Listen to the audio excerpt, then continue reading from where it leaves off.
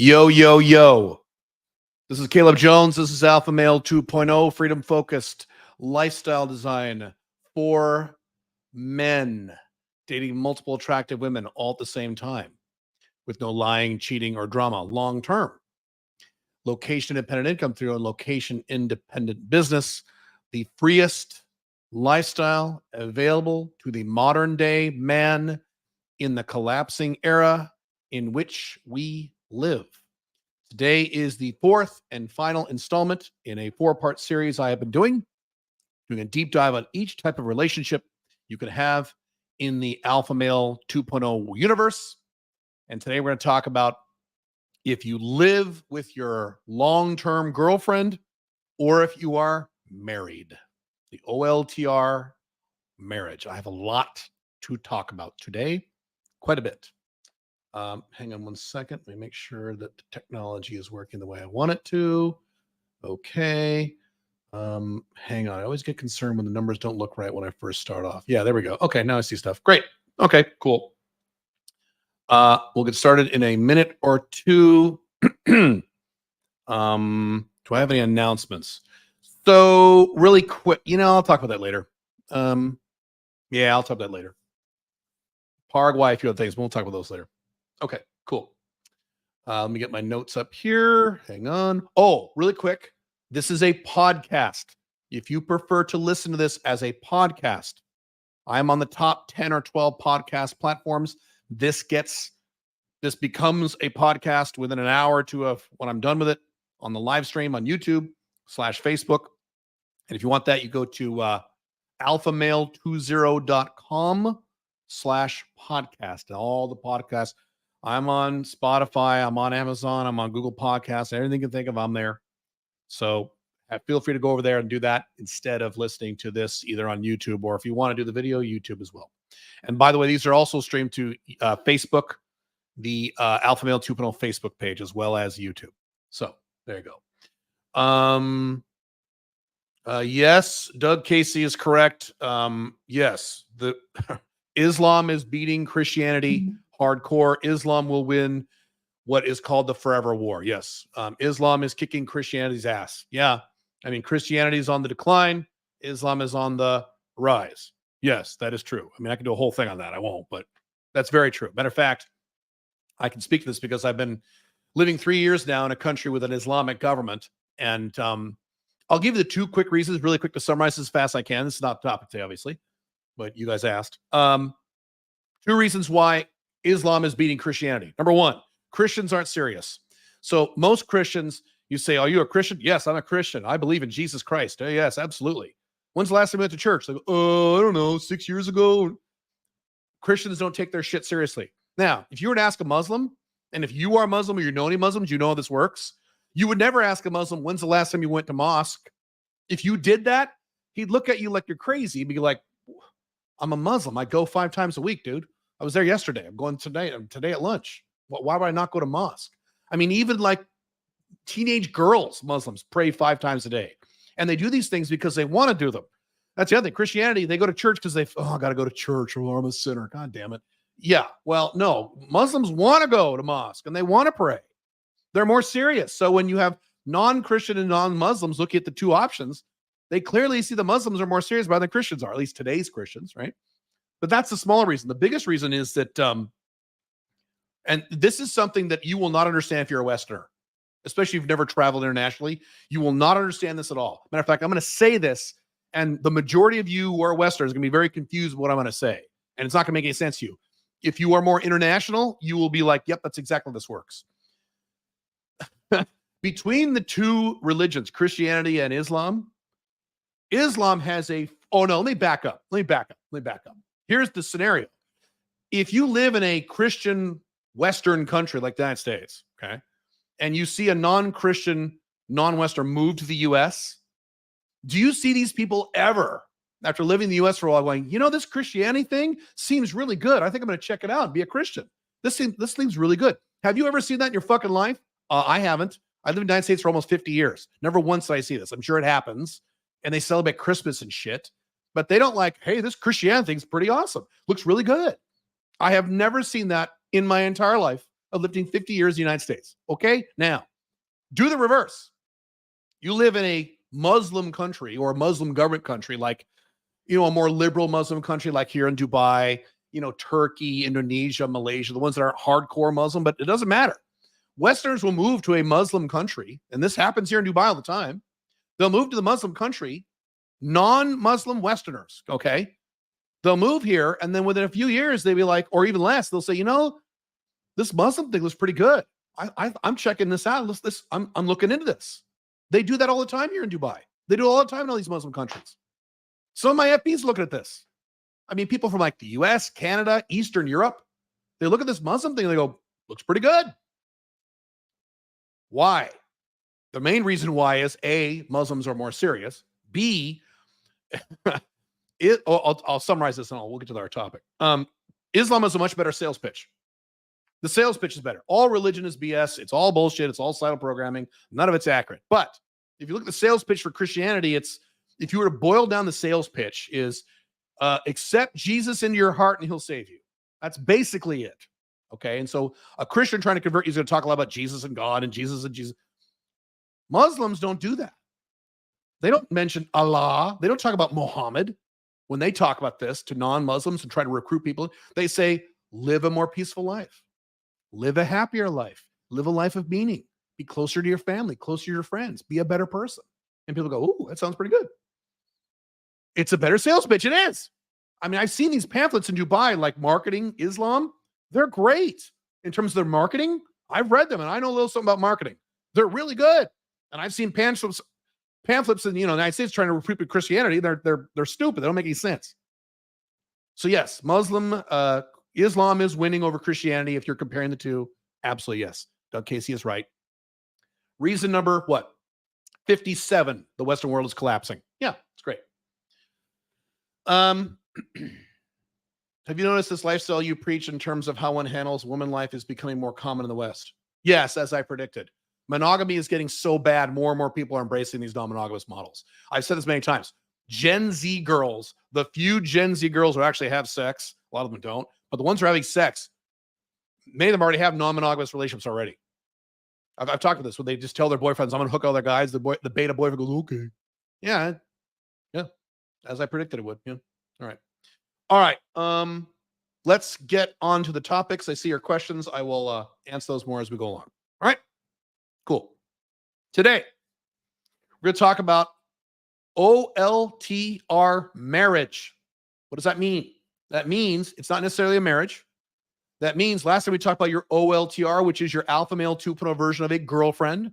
That is a emotionally exclusive relationship where you can hook up with other women as FBs or one-night stands, but you cannot date other women. If you don't like that, you would never have an OLTR to begin with. You would stick with MLTRs. This today is if you live with your OLTR in the same house or apartment, the same home. You now live together. She is your OLTR girlfriend you live with, or if you marry under whatever certain conditions, we'll talk about in a second, you're a girlfriend and now you're married. In either case, this woman now becomes your OLTR wife. Now, even if you're not legally married, she is still your wife. And this is still a, quote, marriage, in quotes. Why? Because when you live with a woman, I've said this many times, some guys get very defensive about this, but I'm right. When you live full-time with a woman in a romantic context, you are now living the lifestyle of a married man. It doesn't matter what paperwork you've signed. It doesn't matter what you've promised or haven't promised. It doesn't matter what her last name is or your last name. It doesn't matter if you have kids or not. None of these things matter. You are not living the lifestyle of a single guy because you live with a woman now. Can you bring new girls over your house whenever you want when you live with another woman? No, you can't. So you live the lifestyle of a married man. Hence, in my world, you are, quote, married. So this is an OLTR marriage. This woman is your OLTR wife, even though she is technically not legally married to you and she's just your girlfriend. It doesn't even matter if you identify yourselves as boyfriend, girlfriend when you're living together. It doesn't matter. You are living the lifestyle of a married man. Make sense? So this is an OLTR marriage. Let's see. Look at my notes here. The OLTR marriage is the same as a traditional monogamous marriage. I'll call this TMM. TMM is traditional monogamous marriage. Talk about the Unchained Man, which should be ready any day now. Working on it hard. Almost there.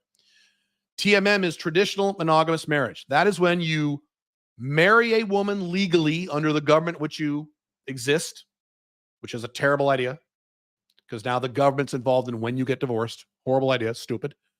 And it is monogamous, and you expect it to last the rest of your life. It is monogamous. You are not allowed to hook up other women. She's not allowed to hook up other men. That's traditional monogamous marriage. That is what most people understand as a marriage, a normal marriage, quote. OLTR marriage is the exact same thing as traditional monogamous marriage with two differences. Other than these two differences, it's the same thing. I have a wife. It's just like any other wife. Same exact wife with two differences. Difference number one, it is sexually open.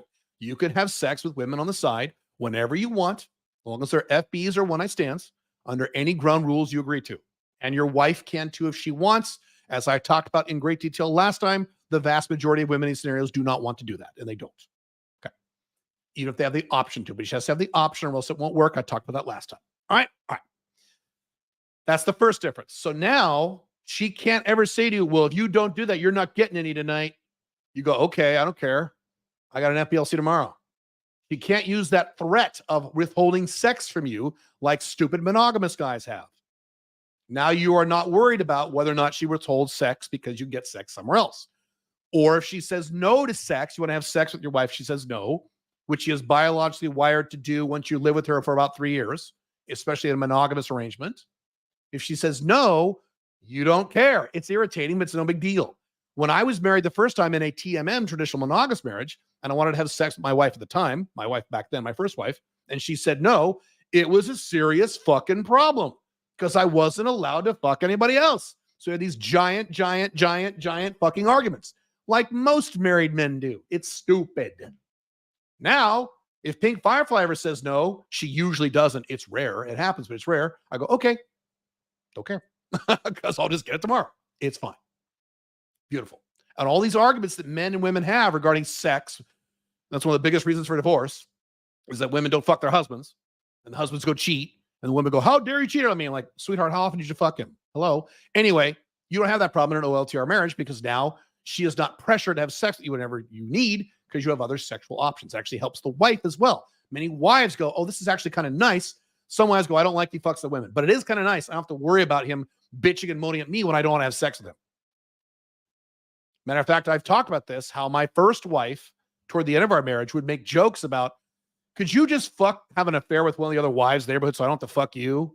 I'm like, sure. So she was actually leaning in that direction before we got divorced because it's less pressure on the wife. There's benefits to the wife here as well. Okay, that's the first difference, sexually open. Second difference. There is, and this gets complicated, I'll talk about this the best I can, physical, enforceable, legal, logistical, and in some cases, if you're smart, international barriers between your money and her money, which means if you ever break up or get divorced, you don't lose a single penny.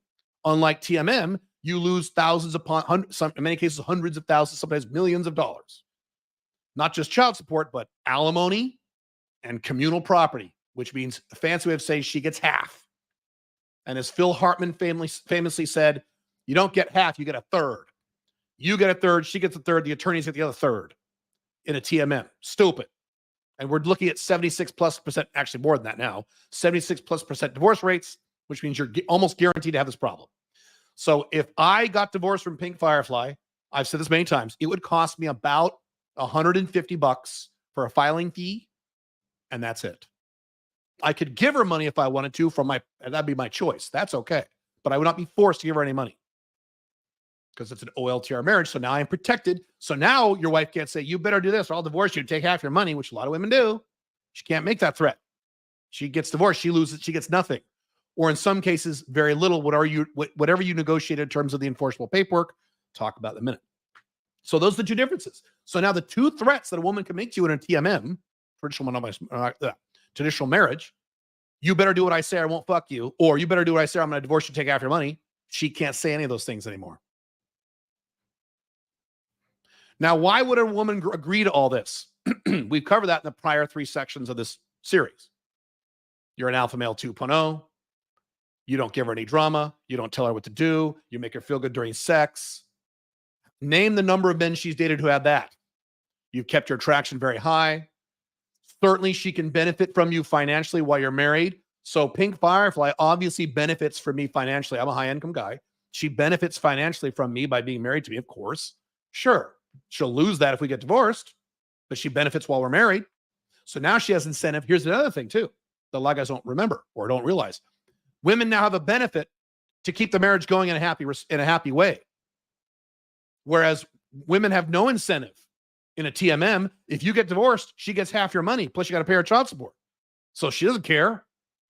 Whereas if she knows she doesn't get a penny from you if you get divorced, especially if you make a higher income, now she's like, oh, I don't want to get divorced. I want this party to keep going.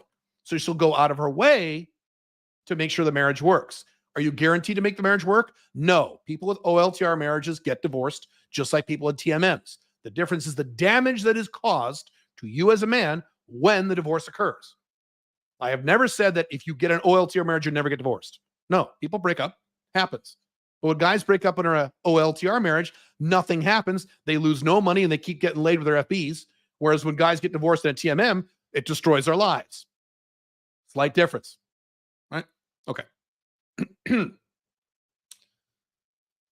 Can you have more than one OLTR wife in an OLTR marriage? No, I just did an entire blog post at the Alpha Male 2.0 blog. You can go read why. It doesn't work long-term in the Western world. In the Muslim world, if you want to convert to Islam and move to Saudi Arabia and get 4 wives, and go ahead. And even these guys, I know these guys. I'm in Dubai. I know guys like this. They have lots of drama, lots of conflict, and they just get used to it. If that's the life you want to live, have fun. I teach long-term consistent happiness, which means low drama, which means there's not a lot of drama, A, and not break it up all the time, B. So, no. And if that bothers you, stick with MLTRs. Stick with You can stick with MLTRs the rest of your life, as I've said many times in this series. Okay. Next thing, requirements for you for an OLTR marriage where you live with a woman. You must be at least 35 years old. Now, last time I said no OLTR unless you were 30. If you got a girlfriend in your 20s, you're a moron. And I list all the reasons last time. Go listen to the last podcast. Now you're going to move in with a woman. Moving in with a woman is highly complicated and highly dangerous, even in an OLTR arrangement. Most men don't know how to do it. Most younger men certainly don't know how to do it. Your odds are better if you are older. They just are. They're better. You have more emotional control. Excuse me, hang on one second. When you're an older man, you have more emotional control. A. B, you're more stable. You know what you're doing. C, you're more likely to engage them in the structures that will make the OLTR marriage work. If you're a younger guy and you say, I want to get a prenup, and she goes, oh, how dare you? Like, okay, I'm sorry, I won't. Older guy, you have a higher probability of making that actually work. So no moving in with a woman in a romantic context until you're at least 35 years old. And I will say what I said last time really quick. If that pisses you off because you're under 35, you are a beta male pussy and you have one-itis. Why are you in a rush, you fucking beta? You're going to live to be 100 years old. Why do you have to get why do you have to move into the woman when you're 31? You can't wait 4 years because you're such a needy puss? Stop it. 35. By the way, 35 is a minimum. It should be 40 or 50 or 60, ideally. Note, when I got divorced, I was 35 years old. I didn't even think about getting married for 10 years. 10 years where I thought about it. And it was more than 10 years before I actually got OLTR married. Unlike most guys who get married, or get divorced, within 2 years they're married again because they're pussies.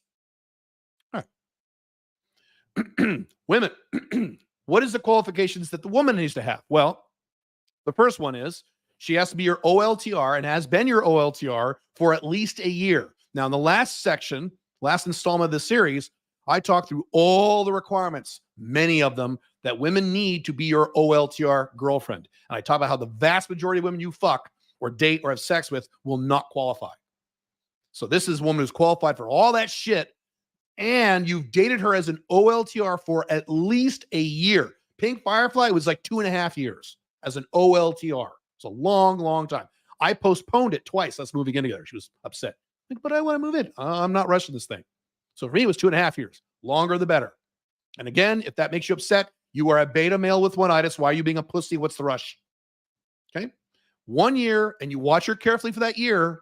You make sure she's been cool the whole year. Not perfect, but very little problems, very little drama, very little demands, or if any, no demands, frankly. Very little drama, zero demands, very little, if any, jealousy. Some jealousy, a little bit's okay, but very little.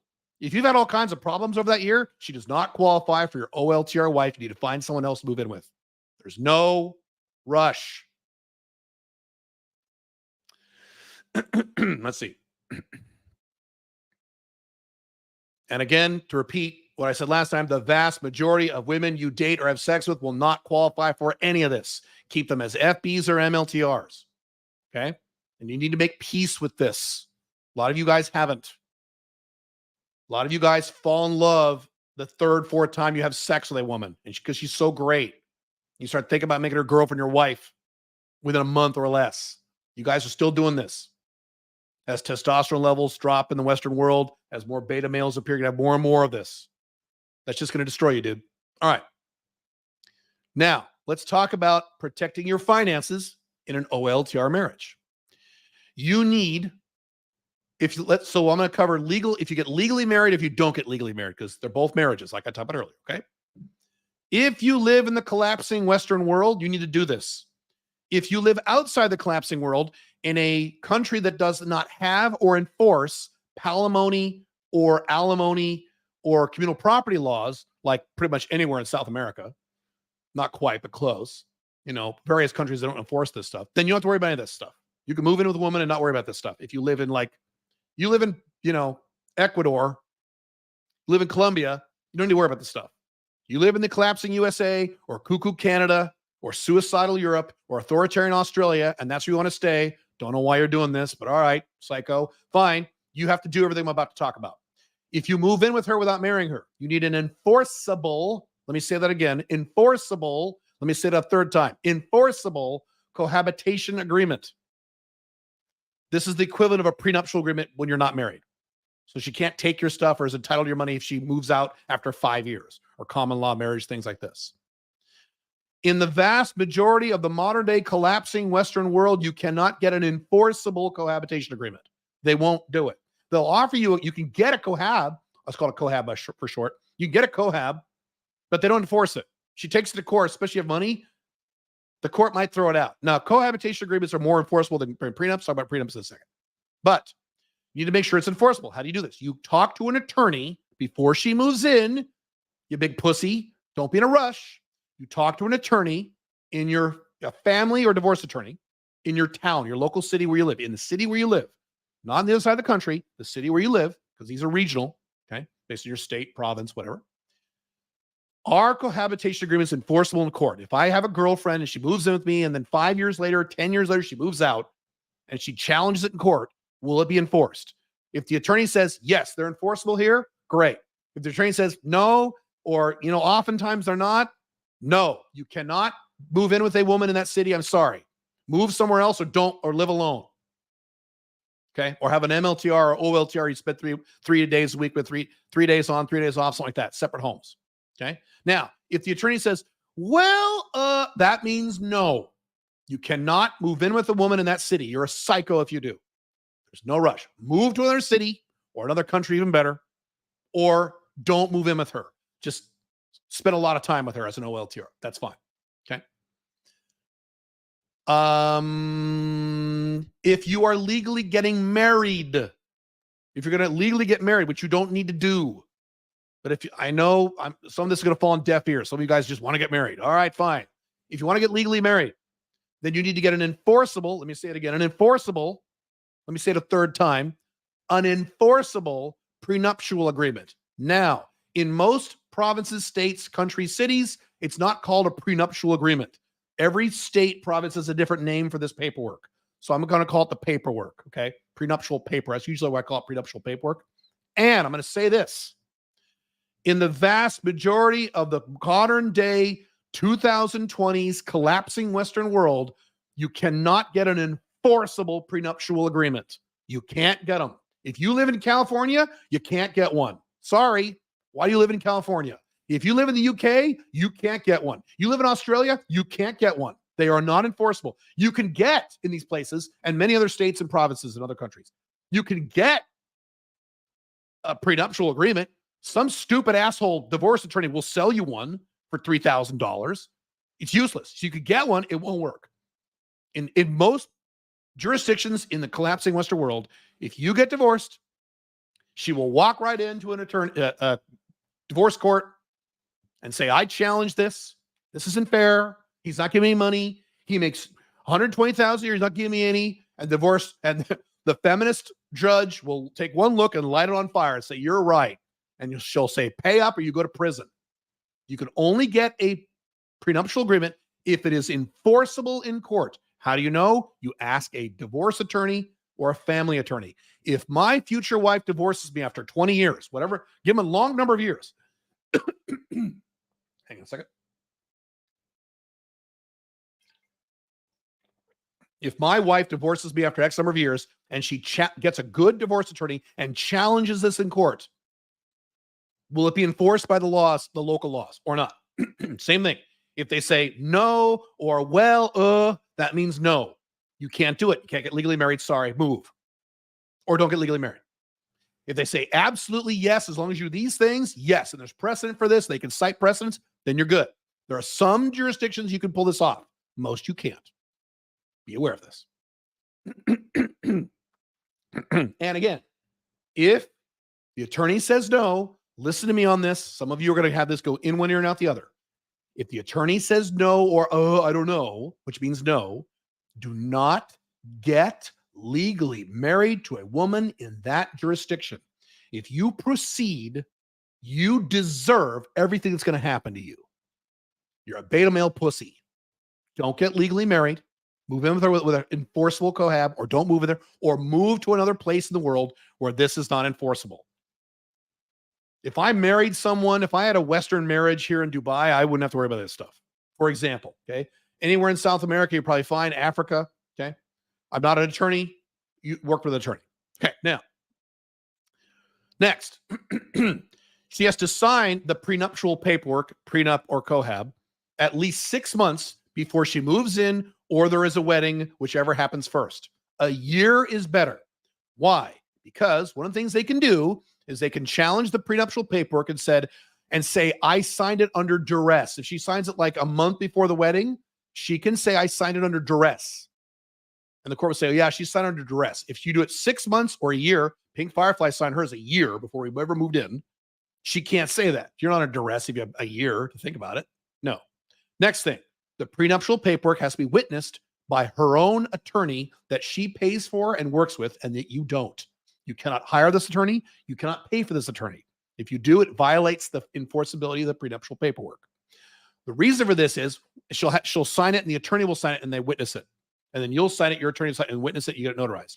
The reason for this is lots of women will successfully contest prenups. They go to court and they say, I didn't know what I was signing. I'm just a dumb girl. I don't know anything. Or back when I was 27, now I'm a strong, independent 45-year-old. But back when I was 27, I was just a dumb girl. I didn't know what I was signing. And the courts will buy that shit. If she had an attorney sign it, that means that her attorney, Pink Firefly, by the way, did all this. I walk my talk. The attorney explains every paragraph. She reads the paragraph to her and says, da-da-da. That means da-da-da. Do you understand? And they have to get verbal agreement. Yes, I understand. Okay, the next paragraph. Okay. And they go, do you understand? Oh, well, I'm not really sure. Okay, hang on, let me explain it. That means, da-da-da. Do you understand? Susie. Yes, I understand. So when she signs it, the attorney is signing and stating, I explained it to the client and she understood everything. So she can never come back to court and say, I didn't know what I was signing. Okay? You got to do all this bullshit. If this sounds like a lot of work and bullshit, then don't get legally married. All right. Or move to the move to outside the Western world. You don't have to worry about this stuff. Parenting plan. Very big topic. Kind of off topic for this. If you plan on having children with her at some point down the road, in some Western jurisdictions, you can do this. You file a parenting plan before she gets pregnant. Let me say it again, before she gets pregnant. You don't figure out parenting plans once you're arguing about custody. That's what most dumbasses do. No, if you're going to get her pregnant, you want to have kids together, great. You file a parenting plan that states custody and visitation. It does not state child support. That's mandated by the government. You have no choice about that. But you can figure out who gets custody if you break up or if you don't break up. If you do break up, who gets custody, who gets physical custody, who gets legal custody, what's the visitation going to be like? And she signs it, you sign it in front of a notary, and then you file it at your local courthouse. Now, when you have babies, and you have kids, if there's ever a divorce or a breakup, there's no custody battle. You go to the courthouse, you bring up what she signed, and that's what you do. All these useless people fighting over custody of their kids don't do this stuff. Now, I'm going to say this again, as always, kind of a broken record. In many parts of the collapsing Western world, parenting plans are not enforceable. As usual, right? Now, if you don't like this, go have kids somewhere else.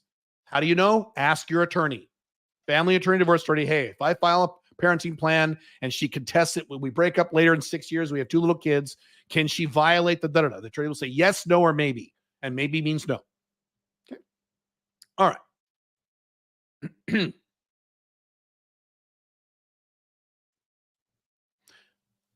You cover the ground rules around how you will live with each other and how sex will work with other people, other women, before she moves in. So you sit down and say, all right, let's figure out, I'm going to hook up with my FBs while we live together. How are we going to do this? I like the kitchen like this, and you like the kitchen like that. And you figure all that out before she moves in. If there's a massive fucking disagreement and you can't come to a consensus, guess what? She doesn't move in with you. One thing I've talked about, and I've done this since the day Pink Firefly moved in with me 6-7 years ago, is that I always mandate where we live, we have 2 separate kitchens and 2 separate bathrooms. What? Yes. Never share a bathroom with a woman. You're insane. Don't share a bathroom with a woman. Have your own bathroom. She has her own bathroom. Then she can fuck it all up all she wants. You can fuck all yours up and no one argues about it. Never share a kitchen with a woman. Caleb, that sounds a little insane. Do you want to be happy or do you want to fight the rest of your life? How many couples do I know, married couples, cohabiting couples, snipe at each other constantly? Why'd you leave the cup in the sink? What the fuck? You want to do that the rest of your life? I don't. I will not move into a house. Pink Firefly knows me very well about this. We've lived in several homes together. I will not move in with her if we can't find a separate place where I can have my own kitchen. I always give her the kitchen because I don't care. I'm outcome independent. You take the kitchen, but I need a place that has a sink and plugins for things like a stove or a microwave, and that's my kitchen. And if there's no room for the house or the apartment or wherever it is configured for that, we don't move into that house. I will not share a kitchen with a woman, and you shouldn't either. You want to argue the rest of your life? Or you want to be happy? Pick one. So things like that. Figure all that out before she moves in. Let's see. Here's a big topic, and I'm going to direct you to my book on this because this is a very, very big topic. This is one of the most common questions I get. Caleb, where do I hook up with my FBs if I live with my wife or girlfriend? Where do I do it? I'm not allowed to bring women over, so where do I do it? Shit. www.open-marriage.com. There is a book there and a course there. They have the same content. Depends if you like to read or watch videos. And I go through 11 different ways you could hook up with women outside of your home so they're not coming into the house. 11 different ways. It's not just, I don't like hotels. That's one of 11 ways. Hotels, Airbnbs. You can find a place with a friend. You can use a friend's house. There's so many options. Here's the option I used in the United States when we were in the US. I rented a very cheap, I've talked about this several times. I rented a very, very cheap office. I might have talked about this last time, so I'm repeating myself. I'll go this fast. Very, very cheap little office that nobody wanted for like $300 a month. It was nothing. And it had no windows. So it was like a little dungeon. And it had 2 separate rooms. I made one room into like a hotel, like a hotel room, like with a futon and like a bedroom. And the other one was like an office. And it had a separate entrance, so there was no receptionist, so women could come in and not feel weird. I saw all my FBs there for years. It was great. Okay? Do that. Something like that. So many options. Do not let this as a barrier to you. Well, I can't figure this out. Buy my book or the course. I go through all the different scenarios. I've seen all kinds of creative shit. I talk about all that in that book. It's called the Ultimate Open Marriage Manual. Entire chapter on that, like 11 different options. It's not just hotels or I'm screwed. No, there's lots of options besides hotels. And hotels are fine too. I've used those too. They're fine too. Depends on your lifestyle. Let's see here. To enforce the prenuptial paperwork. Boy, is this important. I had to learn all about this stuff years and years ago. In most Western jurisdictions, even if it is enforceable, so let's give you a hypothetical. You have verified through attorneys that the cohabitation agreement and or the prenuptial agreement is enforceable. and you've structured it the way I talked about earlier, 6 months before, blah, blah, okay, do all that stuff. You have to maintain a certain level of financial management for the rest of your life throughout the marriage, or else you violate the enforceability of the prenuptial paperwork. And one thing you have to do in most cases is you have to keep all finances separate, which you should do anyway. I've been screaming about guys this for 15 years. No co-owned debts, assets, leases, or accounts with your live-in girlfriend or wife. Ever. Never. None. Does that mean we can't have a joint checking account? That's exactly right. She has her own checking account. You have your own checking account. Are both our names have to be on the lease? No, you don't. Have her name on the lease or your name on the lease. That's it. Sometimes you have to have other people's names as occupants. That's okay. It's fine. Well, now, women aren't going to like this. I can hear your excuses already because I've talked a lot about it. Women are going to say, we should get a joint checking account because it's easier. I don't care what's easier. I care about enforcing my prenuptial agreement. So if she wakes up one day and doesn't want to be with me anymore, 70 to 80% of all divorces are initiated by the female. Let me say that again. 70 to 80% of all divorces are initiated by the woman. Okay? So if women want the right to do that, then guess what? We get the right to keep our finances separate so we don't lose a bunch of money when they decide they don't love us anymore or whatever, for whatever reason they leave us. Okay? Every woman has their reason. Okay? Right? So everything in your financial life, it has her name on it or your name on it. Nothing has both of your names on it. The lease, the mortgage, the property of the house, all of your checking accounts, cell phone accounts. We can't have the joint cell phone account. No, you can't. She has her AT&T account. You have your AT&T account. That's it. Separate, separate, separate. Then, if you want to support her, you can. If she has no job and she was going to be a home mom, you can do that. Instead of paying her bills out of your account, don't do that. That's commingling of funds. Can't do that. Give her cash and she puts it in her account. Fine. Her account, not yours. By the way, I kind of did this toward the end of my first marriage. I would give her a hunk of money and she just bought all the groceries for the kids and herself and everything. I took care of my stuff. It's nice. You don't have to argue about, why'd you spend it on this? And then whenever you give her money, it's 100% her money. She can do whatever she wants with it. That's how it should work. Because otherwise you're going to be an alpha male 1.0. And every time she goes to the grocery store, men fucking do this. I can't believe it. You make her hand you the receipt and you go down the receipt for every item. Hey, why were these onions $2.42? That's bullshit. You're an idiot. You're insane. You clearly don't want to be happy. Let her spend whatever she wants, whatever money you give her, and it's her money. And if you don't like how she spends it, give her less money. Doesn't matter. Okay? Nothing joint. If you commingle anything, when statistically she goes to divorce your ass, she can walk into a courthouse with her little clever attorney and say, well, yeah, I signed this prenup, but we have these joint accounts. We have this joint retirement account. We have the same cell phone account. We have the joint this account, joint that account. The judge goes, oh, well, yeah. Invalidated prenup. And you're fucked. Okay? All right. I'm going to say this again. This sounds like a lot of work. Then don't get married to a woman. Don't move in with a woman or leave the country. Go to some non-Western country and then move in with a woman.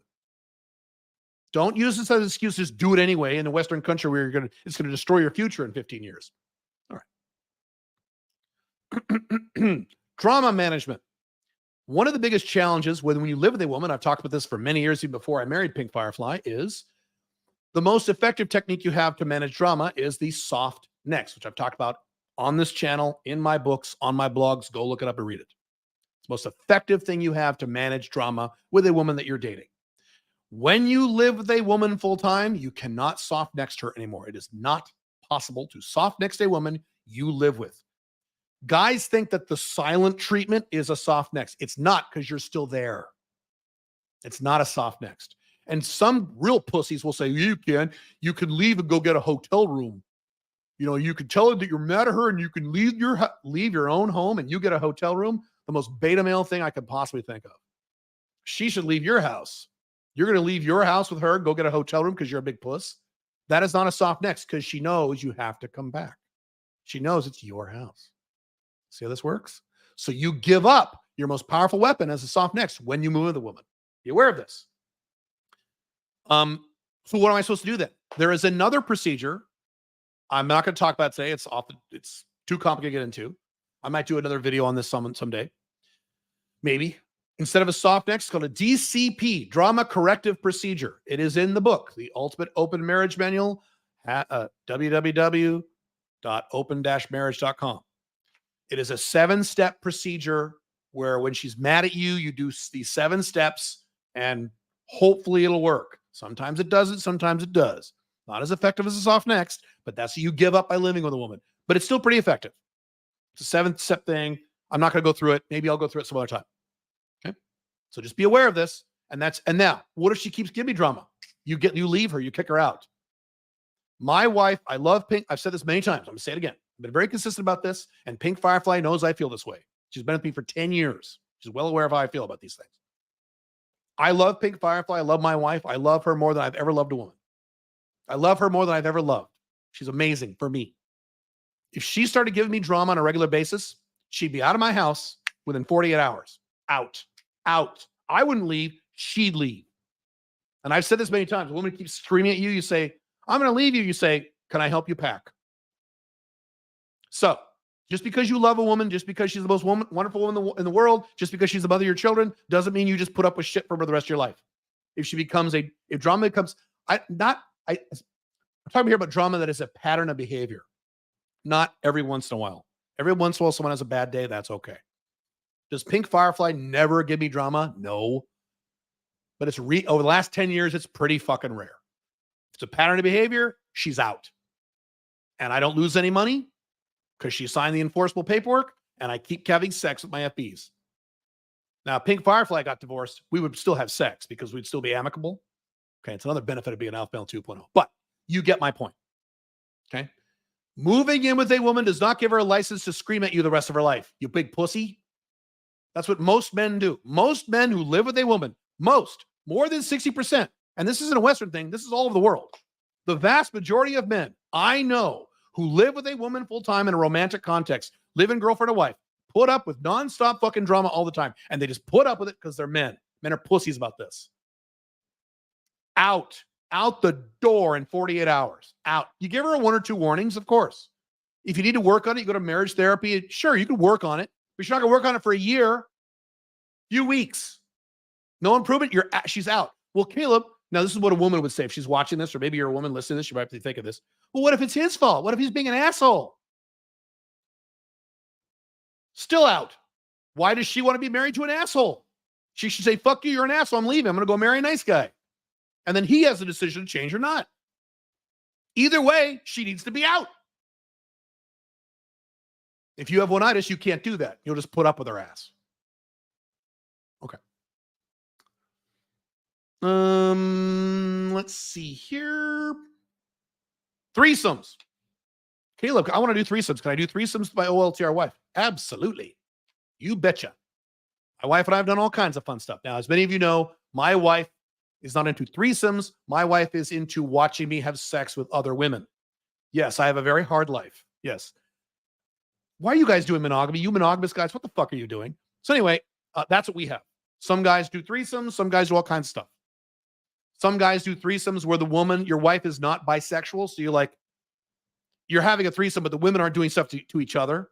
Okay, that happens. Some men have bisexual OLTR wives. So the woman is playing with the woman and the guy's playing with the woman and you're all in a big ball. Great. Okay, that's not my thing, but great. Whatever you like, you bet. Whatever ground rules she agrees to. One side note about this. I talk about that in the book, Ultimate Open Marriage Manual. There are certain types of marriages called threesome-only marriages. These are semi-open marriages where the guy moves in with his girlfriend and they negotiate this. The girlfriend says, okay, you can fuck other women, but only when I'm in the room, when we're having a threesome or something. Then you can fuck all the women you want. But if I'm not involved, you can't fuck any other women. Never, ever, ever, ever agree to this. Why? The odds are 100%, and I mean that literally. I've never seen this not happen with these kinds of marriages. Some of you have made this mistake, and you know what I'm about to say. The odds are 100%, some point down the road, a year, 2, 3 years, she will not want to do threesomes anymore because women are dynamic, sexual creatures. They always change their minds as they go through different periods in their lives. They're not static and consistent like us men in terms of sexual desire. They go up, waves and ups and downs. So eventually, she says, I don't want to do threesomes anymore. Congratulations, dumbass. Now you're monogamous. You can't ever agree to this, ever. And if she says, no, I'm not moving in unless you agree, then you don't move with me. That's not going to work. What if you decide not to have threesomes anymore? Then what? Yeah. All right. Okay. Last one. And then I will address your questions. I see a lot of questions. Last one. Last point is, and many of you bring this up, and you're very smart to bring this up. Can you be married? Can you have some sort of OLTR marriage and not live with her full time? Yes, you can. It's called the dual live-in marriage or dual live-in OLTR. I've talked about this in my books and my blogs. You have two homes, and you can do this one of several ways. One way is you have a home and a. Now, this is only for higher income men, but what did I say earlier? Don't get married until you're 35. You probably have more money when you're 35 than you were at 22, right? Right. So don't, if you say this is too expensive, you're probably too young to pull this off. Can't be under 35. If you're over 35, can't afford this, then don't do this, obviously. But those who are over 35 and can't afford something like this, you have a home where you live with your wife and your kids or whatever, okay?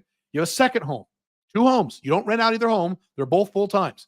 Now you go there a few days a week, or you go there whenever you want. Maybe you go to their work or to get away from her or whatever. So you have somewhere to go, you can almost, in a way, soft next her, kind of, not exactly, because you have somewhere else to go. And it's your home, not a hotel room. Okay, you can do that. Another variation of this is that you literally have you have a wife home and a husband home. And so you have the wife's home and she decorates it the way she wants. You have stuff over there. You can spend the night there whenever you want. You probably do. Then you have the boy home, the husband home, and it's his home.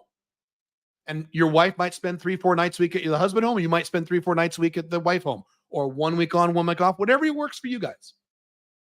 So you're still spending significant time in both homes, but you have two homes. Now, when there's a problem, or instead of screaming at you, like, go, I'm going to go to the other home and chill, and I'll see you tomorrow. Awesome. Works very, very, very well.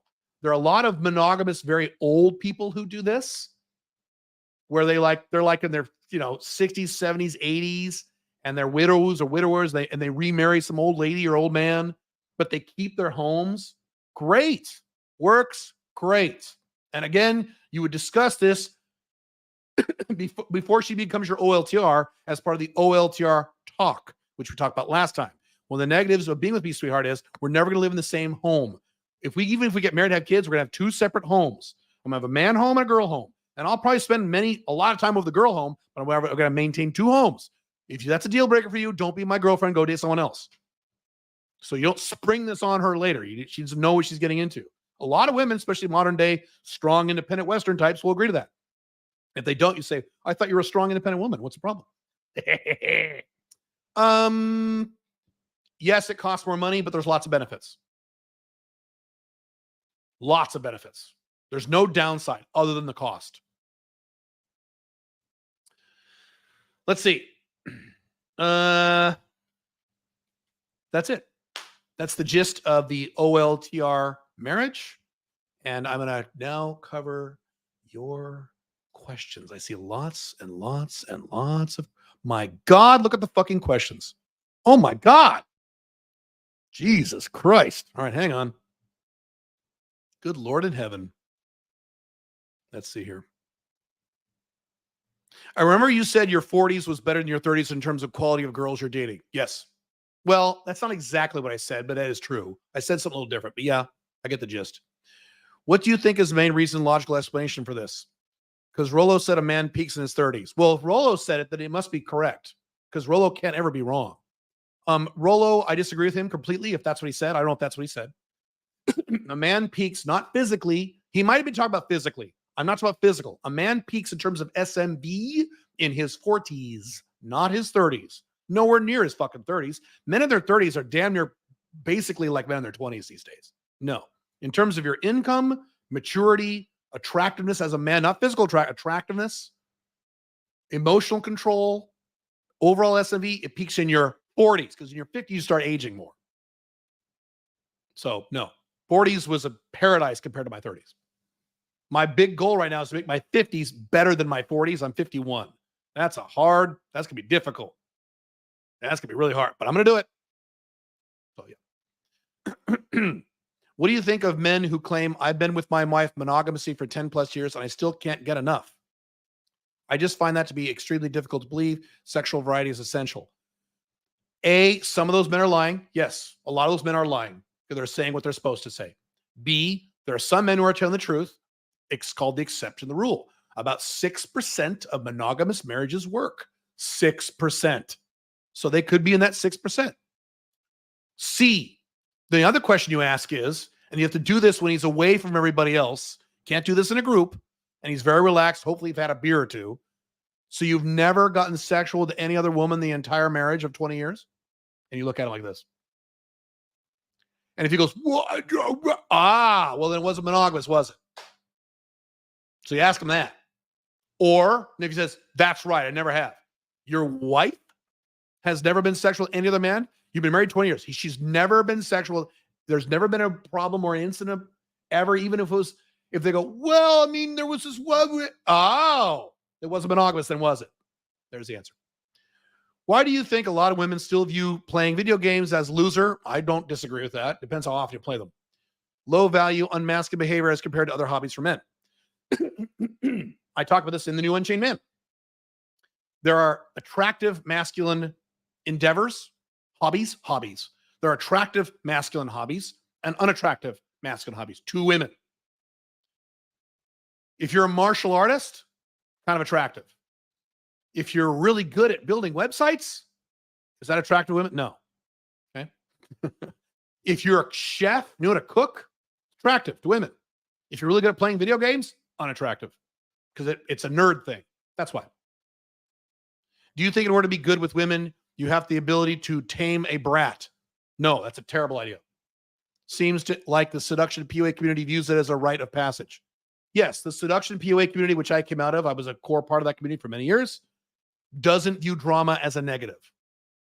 No, if you have to tame her, you should not be dating her, or at a bare minimum, she should be an FB, and now you don't care if she's tamed. That is a terrible idea. The worst ideas that men have.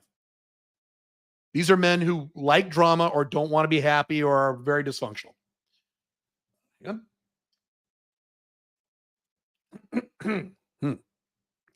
In the future, do you think people will adopt open relationships? They already have. Or will they continue to be serially monogamous, resulting in cheating rates and divorce rates being as high as the other day? More and more people will get non-monogamous as time goes on. You watch the replay of this. I already talked about this early on. It's already happening now. Gen Z is very non-monogamous. I already said this earlier in this podcast. The Gen Z girls who actually do have sex are very cool with open relationships. It's not weird to them anymore. So they will. Also, and I've talked about this in my blogs, with technology going the direction it's going, in our lifetimes, perhaps even within 10 years from now, certainly within 20 years from now, you won't be able to be monogamous because your wife or girlfriend or whoever you're dating will know everything you're doing and whoever you're doing it with. You won't be able to hide it when you cheat. Right now, you can still kind of hide cheating. It's hard, but you can. In the 80s, it was easy. There were no cell phones, no internet. Guys cheated like all over the place in the 50s and 60s because they could get away with it. Today, you still can, but it's harder to get away with it. Well, as technology, soon you will not be able to get away with it, which means everyone's going to have to be non-monogamous, except for that tiny percentage of low sex drive people or very religious people, things like that. If a woman is DTF by the end of the first date, but I'm unable to have sex or due to other plans, sex with other girls, will hurt my chances of getting a second date lay. Not if you did everything else according to my Alpha 2.0 dating model on the first date. No. If you fuck up the first date and you make out with her and stuff, yes. Can you tell an MLTR you love her if you like her a lot and she means a lot to you? Yes, you can love an MLTR. Now, you're lying. You don't tell an MLTR you love her if you like her a lot. You tell her an MLTR you love her if you love her. If you love her, you have those. Yes, you can tell her. Yeah, it's okay. You can love an MLTR. Yeah.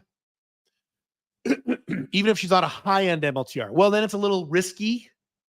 You have to ask, so why do you love? I think you're asking permission to lie. No, don't lie to her.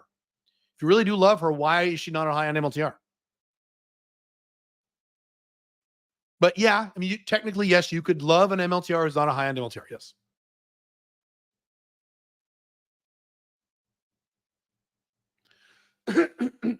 Hang on. Damn. Must be the salt water I'm drinking. I'm fasting, so I'm drinking this fucking salt water. It's great. Tastes great too.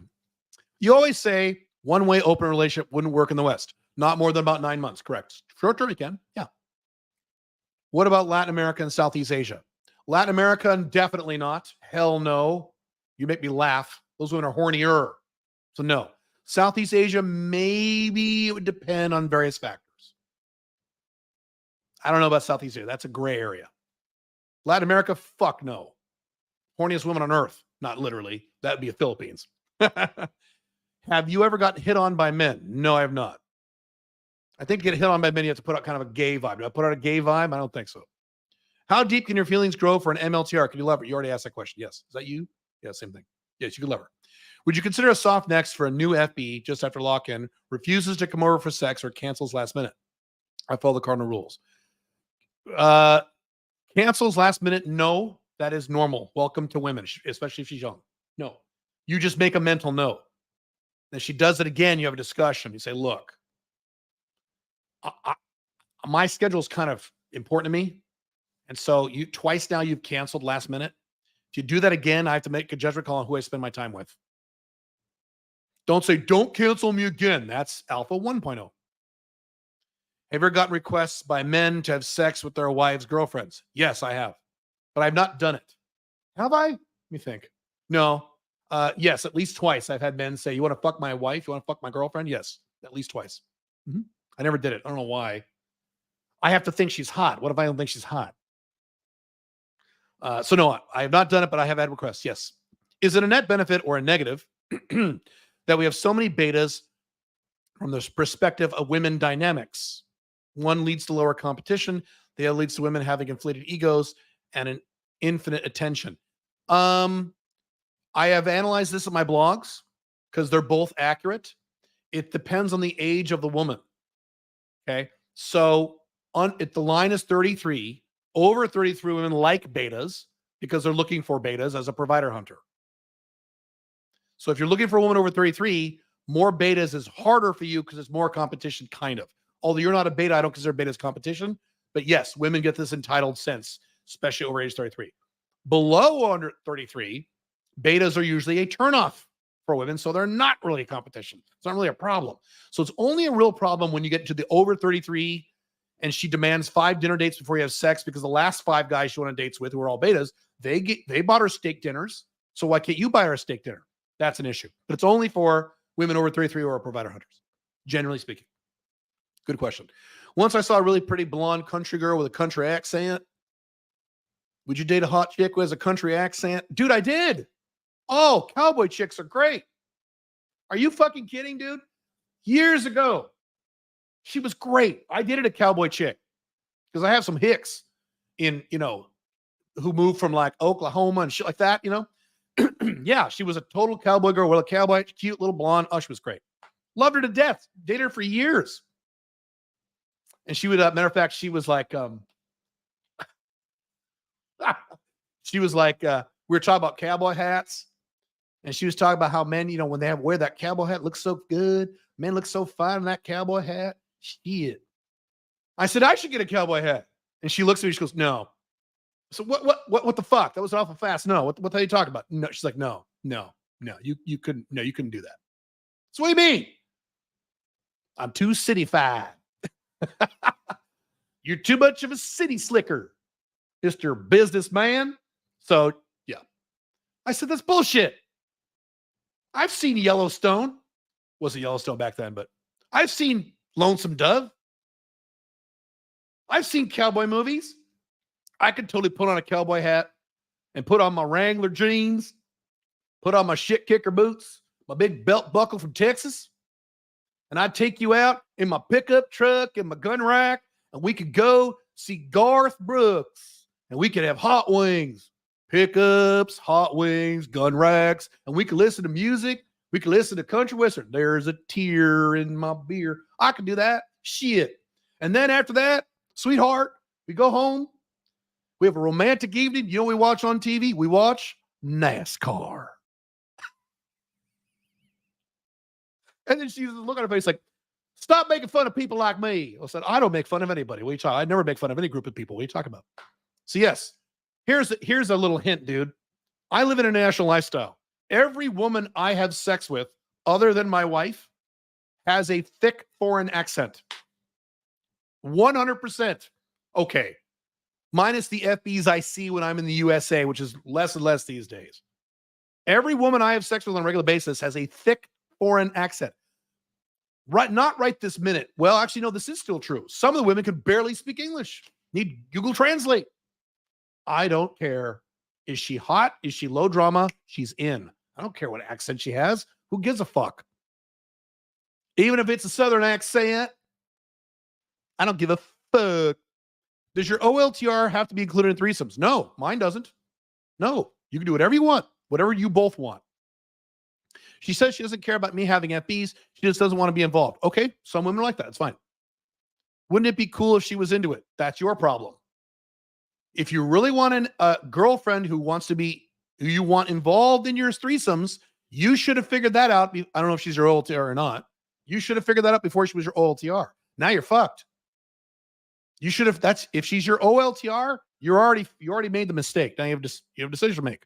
You can't make her be in a threesome if you don't want to. Suck it up. Then in your case, get 2 FBs and have threesomes with them. Look, I've tried to get Pink Firefly to get involved in my stuff. She won't do it. So I'd leave it alone. All right. Women want to fuck Pink Firefly. I've had several occasions now in the past 10 years where I'll show a picture of Pink Firefly to the FB and she's like, oh, does she like, they start twirling their hair and like biting their lips. So does your wife, so does she like girls? You want to fuck my wife? She's like, yeah, maybe. Well, they won't do it. One time, I think I've said this. Maybe I haven't. I was having sex with a woman on our bed in our house. Pink Firefly was watching. Pink Firefly was getting very excited. This chick was very hot. Oh. And this chick really wanted to fuck Pink Firefly too. So I'm like on top of the woman doing my thing. And she looks over at Pink Firefly and like licks her lips. And Pink Firefly gets all nervous and where she's like, oh, she like looks away. She doesn't know what to do. Great. I have a rough life. If I have a threesome with my wife, she is sleeping with that woman for a night with my, what? If I had threesome with my wife, is sleeping with that woman for a night with my house an issue? You need to ask your wife. You figure that out before she comes over. Is hugging or kissing okay with other women in threesome with wife? That's up to your wife. In my world, yes. You have to ask your wife. Hey, just to let you know, I'm going to hug and kiss this girl. Okay. Is that cool? If your wife goes, what? That's not going to work. If your wife goes, well, whatever. Great. You clear that with her before you do it. Because the last thing you want, I have made this mistake once with Pink Firefly, is to do something sexually or in that zone that she doesn't like. And you're going to hear about it. There was once, matter of fact, I won't talk about it because maybe it's too personal for her, but I did something that she didn't like when she was in the room. It wasn't a romantic thing because it was something else. She was fucking pissed. So we had to talk about it. I didn't realize. I'm sorry. And so, yeah. So you get a clear, it's something I wouldn't expect her to have a problem with. Sometimes the way it goes, but you need to ask her. If you're asking me, you got to ask her, not me. Ask her. How do you get around the common law marriage issue? Already explained that. Enforceable cohabitation agreement or don't move in with her. I know it goes against your online dating model, but I'm in contact with other women, but there is one who is for me a 9 or a 10. So far, this is not against my model. We started talking and set up a first date. The problem is that she lives in Germany. I live in Portugal, and we will only be able to see each other for a month. I'm still not against my model. Do you think this is possible to maintain the flame for attraction that long? Advice. What? See each other in a month from now? I see. So you've never met this one? Your odds are extremely low. Extremely low. You got to wait a month? Extremely low. Try it. Extremely low. Why are you on an online dating app when you're in Portugal look at women in Germany?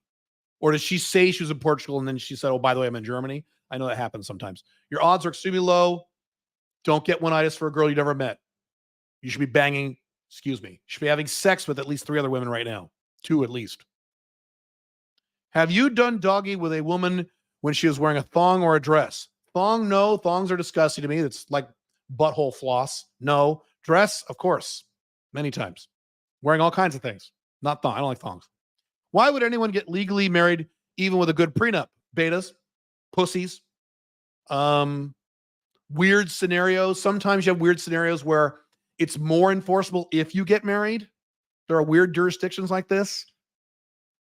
Isn't it better to not sign anything for all? Yes, of course it's better. Don't get legally married. I have an entire section of the book saying you don't have to get legally married. Yes, but guys get needy. Guys fall in love. Guys turn into pussies, and guys, they want to get married. Guys are religious. All these Christian guys. That's why. You're not in that category, but a lot of guys are. How should one handle allegations or accusations? Very simple. If you didn't do it, you tell her I didn't do it and you show her whatever proof you have. If she's still mad at you, instant soft next. She's mad at you for something I didn't do. If anyone gets mad at you for something I didn't do, you're out. Now, if you did do it, you have one of 2 responses. This is a good question. I talk about this in the Open Marriage book. There's only one of 2 responses. Either you did something shitty that you shouldn't have done, or you didn't do something shitty, so something she didn't like. So if you did something shitty, you say, I'm sorry, you apologize, and you mean it. I'm sorry, shouldn't have done that. I will do my best to not do that again in the future. Don't ever say, I'll never do that again, because you might. We're dumb guys. We make mistakes. I will do my best to be aware of that behavior and not do that again in the future. I'm really sorry. And I shouldn't have done that. You're right, sweetheart. And then move on. Don't have an hour conversation about it once you've apologized. Once you've apologized, you can just shut the fuck up. The problem is men to say, fuck, I didn't do it. Admit it and apologize if it's something you did that was wrong. Now, in most cases, at least in my scenario, if you're an alpha male 2.0, it's not something you did bad. It's something you did that you like that she doesn't like. Then you say, well, you might need to get used to that because I do that a lot. I'm going to keep doing that. If you don't like it, this is a deal breaker. There's the door. I'll help you pack. It's one of those 2 answers. By the way, those are the only 2 valid answers when you're accused of something. If you really did the thing you're accused of. To someone you're dating, seriously. Nothing else. If you get angry or defensive, you're being an Andrew Tate. No. If you did something bad, apologize and promise you'll try not do it again. If you did something that wasn't bad, that she doesn't like, sorry, that's the way it goes. I'm going to do that a lot. That's a deal breaker. You should go marry someone else. And yes, I've said that to numerous women, including my wife. Well, you better get used to that because I don't like it when you do this. Well, you better get used to it. I do that a lot. That's right out of old school David D'Angelo. Better get used to it. I do that a lot. Well, if it's a deal breaker, you shouldn't date me. Then you should date someone else who doesn't do that. And by the way, you have to mean it. When I say it, I mean it. Some men I know fucks their wife's sister. Do you think that's an issue? Again, are you the same guy? You're the same guy. Ask your wife that. Don't just fuck your wife's sister. You would talk to her first. I want to fuck your sister. Is that cool? She goes, sure, I don't care. Great. She goes, how dare you? Then don't do it. Some even fuck the mom, sister of all their wife's entire family. Well, I've done that, but not with OLTRs. I've had sex with mother and 2 daughters, but they weren't my OLTR girlfriend or wife. You're asking all kinds of problems if you don't get her permission first. I'm going the long distance high-end MLTR thing you don't recommend. That is not a good idea. I do not recommend that at all. Correct. And we see each other during 4 to 6 days, 2 times per month. Or let me think that through. 4 to 6 days, 2 times. That's okay. That's okay. That's not bad. Then that will work. That could work. 4 to 6 days, twice a month, every month. That's okay. But she never gives you drama after the 4th day. That's normal. It could be. Just pay attention to it. You're doing something odd, but it's okay. If you're seeing it that often, that's a lot for long distance. Why get legally married if the laws in your particular jurisdiction may change and render the prenup useless? Good point. I didn't bring that up. That's part of my book. You have to regularly go back to the jurisdiction where you sign the enforceable paperwork every 2 to 3 years and verify it's still enforceable. I do this. The prenuptial paperwork that she signed, I know exactly this jurisdiction where she signed it. Can't tell you. And I dealt every year or 2, I have it on my schedule to check, make sure it's still enforceable. Now, it's less important for me because I'm international. I'm 5 flags. So even if she was able to challenge something, which she couldn't, all my stuff's international. The United States government can't touch it, and she won't be able to touch it. So another good reason for 5 flags. 5 flags protects you against getting raped in a divorce. I've said this many times. If you have an ex-wife or a creditor of the IRS and you live in the United States, or you're in America, you don't live in the United States, how are they going to confiscate your rental property in Cambodia? Yeah, you're protected, aren't you? How are they going to go after your gold coins in a vault in Singapore, which you don't even have to declare legally for American tax purposes? Yeah. But anyway, that's correct. You got to double check. I'm still aching for having lost the girl I most wanted. It was almost perfect, then fell apart. Yeah, you're being a pussy. Mm-hmm. I don't have the biological state of motivation to set goals as a purpose as you suggest. Go have sex with 2 or 3 new cute women. Focus on that. Back in the pickup artist days, we had an acronym called GFTOW, go fuck 10 new women. So whenever a guy said, I broke up with my girlfriend, she was so bad, being a big pussy, we say GFTOW, go fuck 10 new women. Now you don't have to fuck 10 new women. Go fuck 2 or 3 new girls who are as hot or hotter than her and or as younger than her. And suddenly you'll feel a lot better about it. The reason you feel so bad is you're not getting laid, I would bet. Tell me if I'm right. Having children MLTR allowed? No, but you could under weird circumstances. I addressed that 2 podcasts ago. I mean, you can, but it's what I said in that podcast for advanced level guys only. I don't recommend it. Can you have a foreign OLTR wife overseas? You can do, let me finish your question, that you see, let's say, every 3 months. No. I think you're going to say it's against your rule, but what if she agrees and willing to sign a prenup? Well, it's not a prenup thing. It's a sustainability thing. You see her once every 3 months, the odds are decent she'll eventually dump you and get a boyfriend. If she's an FB, that doesn't happen. But if she's an OLTR or MLTR and you see her that infrequently, she'll be like, why do I have a husband who lives far away? And all of her girlfriends say, why are you married to a guy you never see? Except for the rule. She's in a poor country and you're giving her lots of money. Then yes, you could do it. But then my question would be, why would you marry her? Set her up as a long distance FB or something and give her the money and get your own wife where you live. Why do you want to have a wife you only see once every 3 months? That's weird. It's an odd thing you want. I think you're getting one-itis.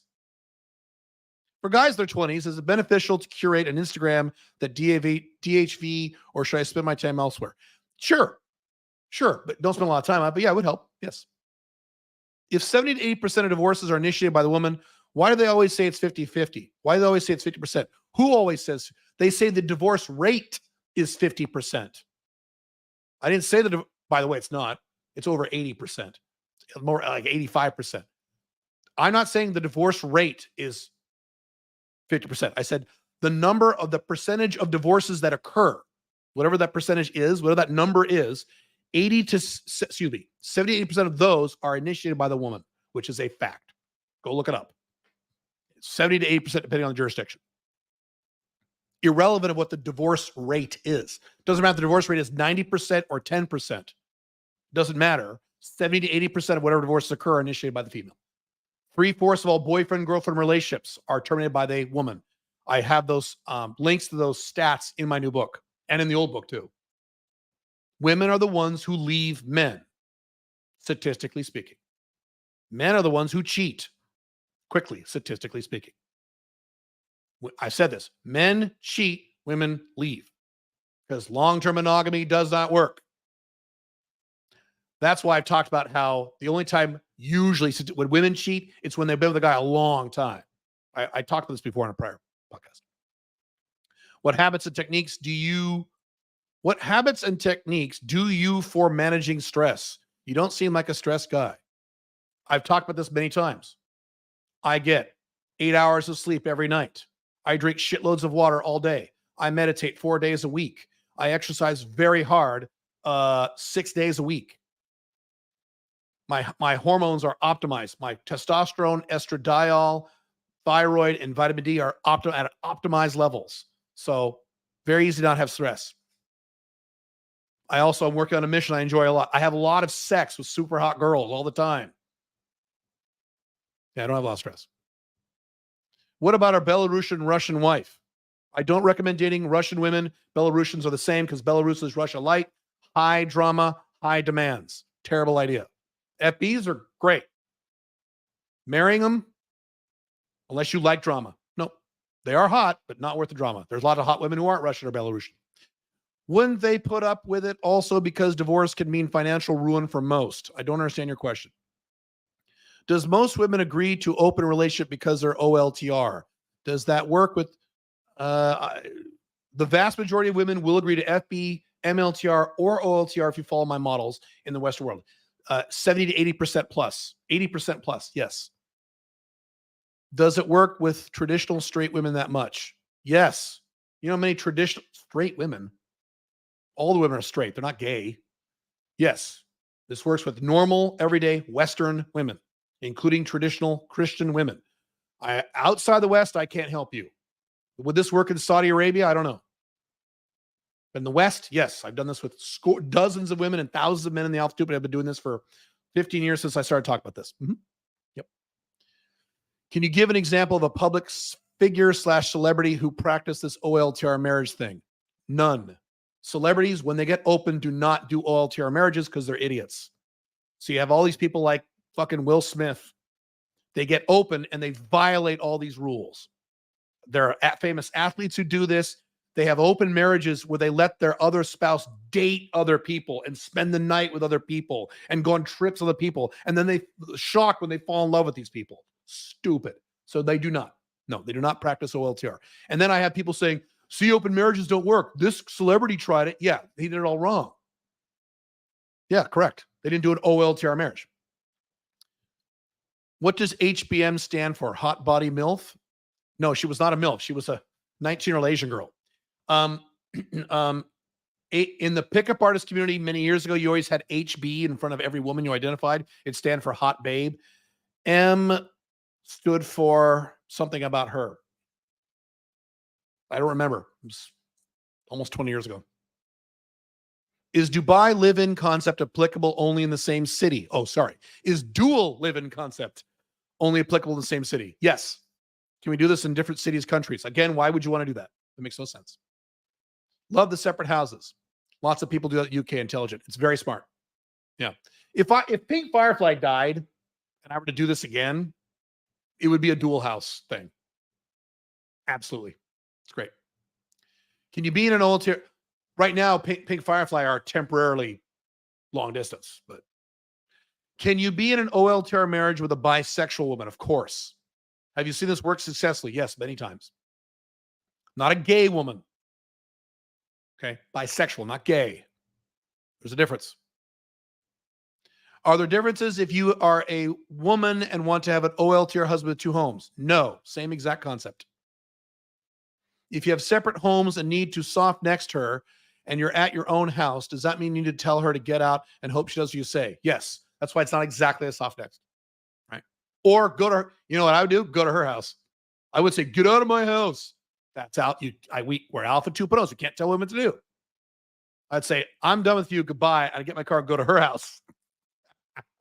Then if she followed me to her house, then I leave her house, go to my house, and then lock the door. I told the whole story about the first time I had to soft next Pink Firefly when we were dating. How she if you want to tell it again, I will, not on this podcast. Summary is I left her apartment, went grocery shopping, went home, and her car was in front of my house. And she was in my house because my daughter, who I lived at the time, let her in. And so she's in my living room, and she's like, I'm sorry, I love you. I'm so sorry. Hilarious. So, oh, God. If you're in a country like Brazil that doesn't enforce cohab or child support laws, yes. What rules should you still follow to not get burned in court? You don't need to worry about it. Check with an attorney. You don't need to follow rules. That's the beauty of living outside the West. Just do whatever you want. I would still check.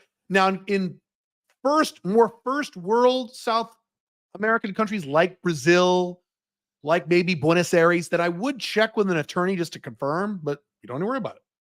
If you follow 5 flags and have multiple residencies, citizenships, bank accounts around the world, do you really have to worry about divorce courts? All of your assets are overseas. They're not as important, correct? They're not as important. You're right. Still have to worry about it. It's still an issue because you'll have assets in the country where you get married, right? So if you got legally married in the United States or UK, there could be, and if you don't pay it, they can suspend your passport. So you want to be aware of, you still need to be aware of it. But yes, it is much less important. It is far less important for me than the vast majority of you because I'm 5 flags, as I mentioned. Correct. What race of women have you found to be more open, not open to OLTR? None. No difference. I have never dated a woman from India. I've never dated an Indian woman. That's like the only race I haven't been with. So I can't comment on that. All the others, perfectly fine. Is it okay to do sugar daddy game in your 20s? Not really, because they get suspicious of you. They'll say, how old are you? You say 27. You look like you're 22. They're like, well, fuck, they won't take you seriously. Women won't even go there. So no. You could, but it won't work. Women get suspicious of young guys. When women go on sugar daddy sites, they see guys under 30, even under 35, they get suspicious. You go after older guys, though they have money. You seem to have most of your life together of all the people in the seduction community. Yes. Seduction community are mostly younger guys who don't think through the longer term processes of their lives. Yes. Most of the guys who were my contemporaries back in circa 2007, 2008 ended up as nightmares because they were focused on fucking women, but not their lives. Alpha Male 2.0 is a comprehensive system for your life, not just fucking girls.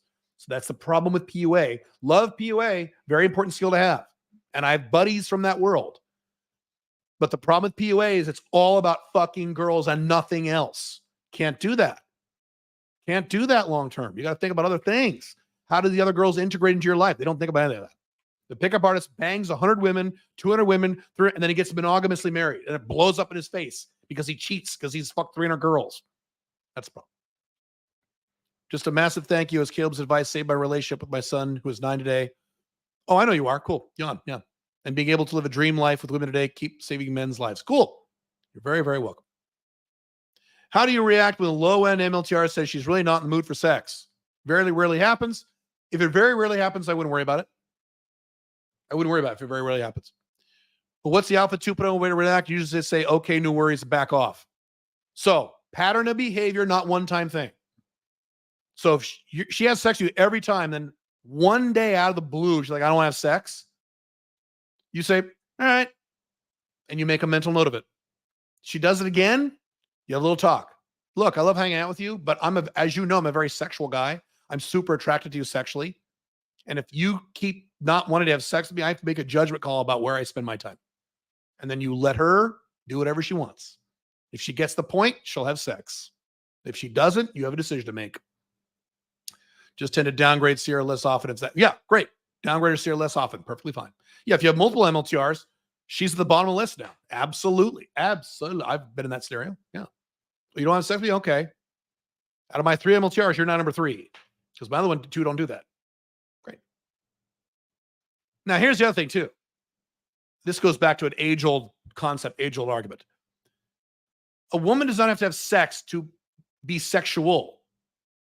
If a woman does not want your cock inside her vagina, there's a whole bunch of other things that she can do or you can do with her to have a good sexual time. Aren't there? It's not an excuse. It's not an excuse. I'm able to lay much hotter women from day game than from online game. That's often the case with some cities. Yes, in some places. Are my photos not optimized? Correct. That's right. They're not. Often get compliments from women on appearance, not photogenic though. Yes, get new photos.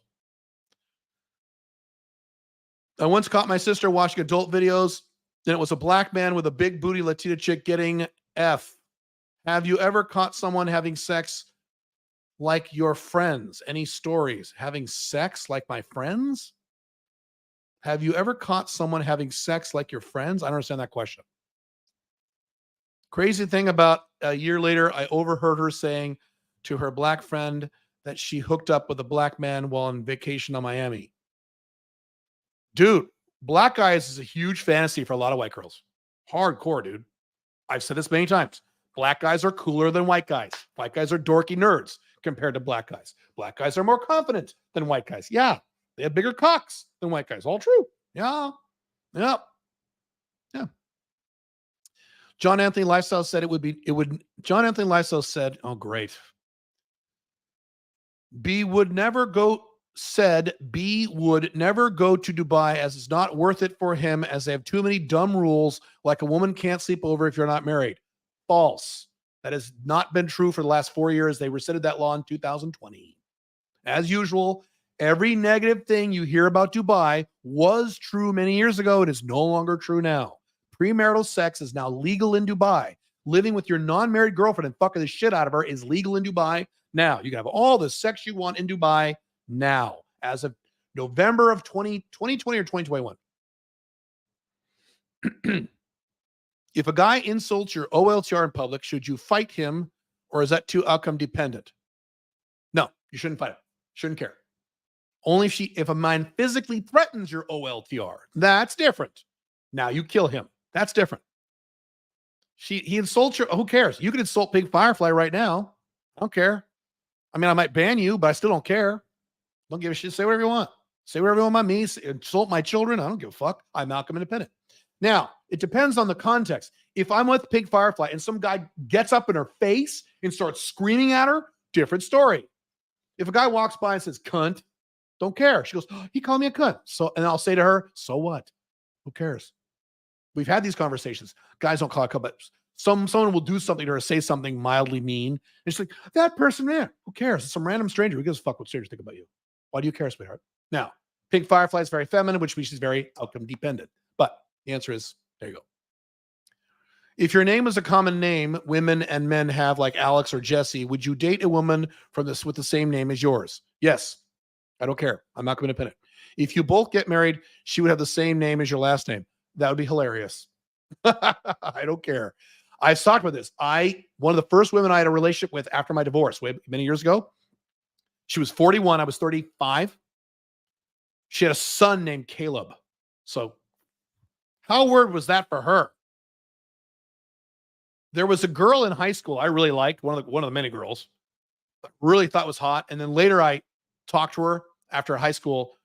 She has the same name as my dad. Her name is Terry. My dad's name is Terry, T-E-R-R-Y. She was T-E-R-R-I. A little weird, but I would have done it. Who cares?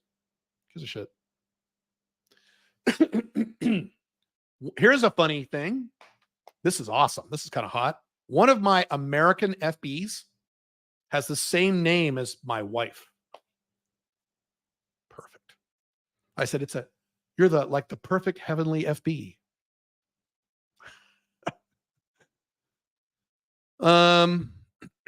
Imagine if my wife's name was Kayla Jones and your name was I wouldn't care.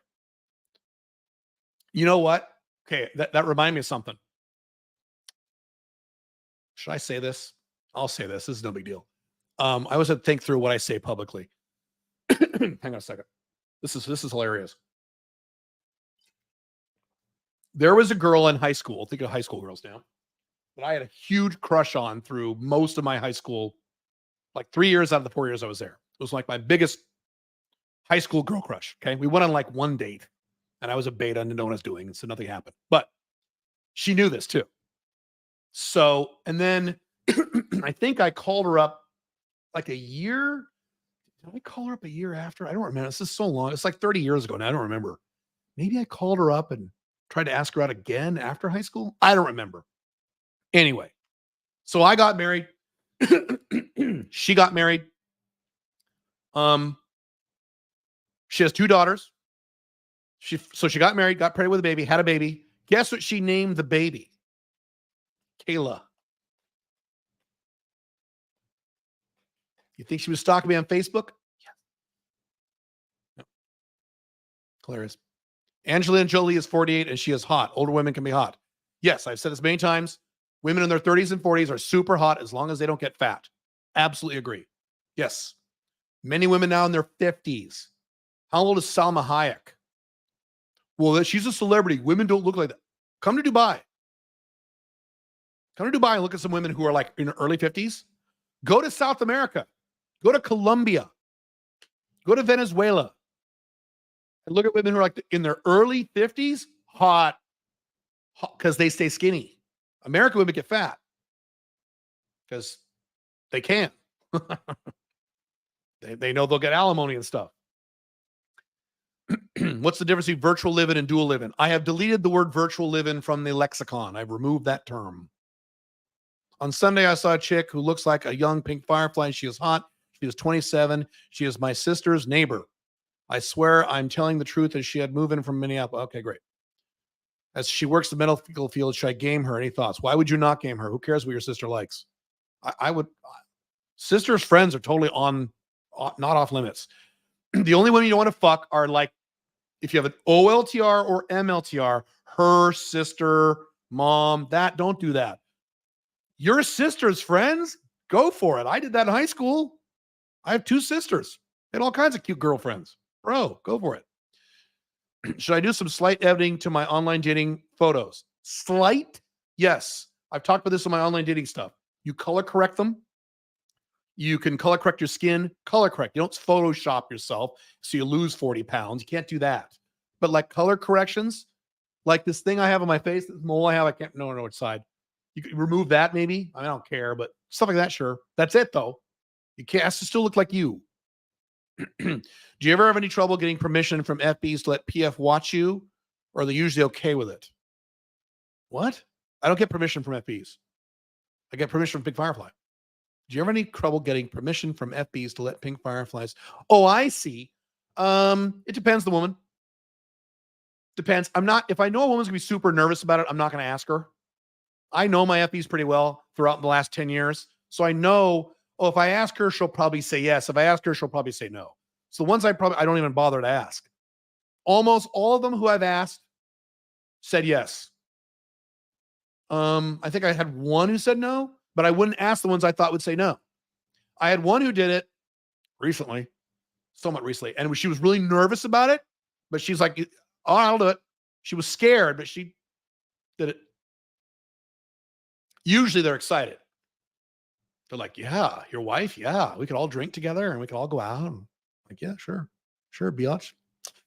Don't have any personal social media. When online dating, girls sometimes ask for my Instagram. What's the best response to give without looking like a social outcast? I don't have a personal Instagram. I have a business one. I don't give up my Instagram. I don't have Instagram. I don't like it. That's it. If you're worried that she'll think you're a social outcast, you are outcome dependent. Stop caring about what women think. I don't care what they think. I don't have Instagram. I don't like it. I think it's stupid. Don't say I think it's stupid. I don't have an Instagram. Really? Why not? I don't know. Too busy working. Whatever. How would you react if your father was more of a player than you? I would not care. Best way to have sex when the woman is taller. Wear shoe lifts during sex? That's a stupid question. You're laying down during sex. I've had sex with a woman who was 19, who was 6'1". I'm 5'10" and a half when I'm barefoot. She was 6'1". She towered over me. During sex, it's fine. How would shoe lifts help you if you're on top of her laying down? Dumb question. Range Rover Sport SUV is the best vehicle to get a BJ, roomy and luxurious, and women like it. Trust me. Great. What's your take on domestic partnerships by a state or country? It doesn't matter what the state or province or country calls it. All that matters is if it's enforceable, if it's challenged in court. Domestic partnerships vary per state. So I can't tell you if I'm for them or not. Depends on the state. You call your attorney and you say, if I get a domestic partnership with my girlfriend and she moves in and she moves out 10 years later, can she contest that or get any of my money?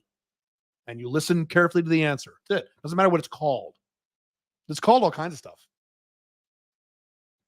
The thing I have signed with Pink Firefly is not called a prenuptial agreement or a cohabitation agreement. It's called something weird because every state, province, country has their own weird names to these dumb things. Do you sleep with women that you have a threesome with your wife? I don't have threesomes with my wife. My wife watches me fuck other women. I've never had a threesome with my wife ever. She doesn't like them. Are you allowed to hug or kiss? Okay, you're asking the same question over and over again. Please don't do that. If a woman like a girlfriend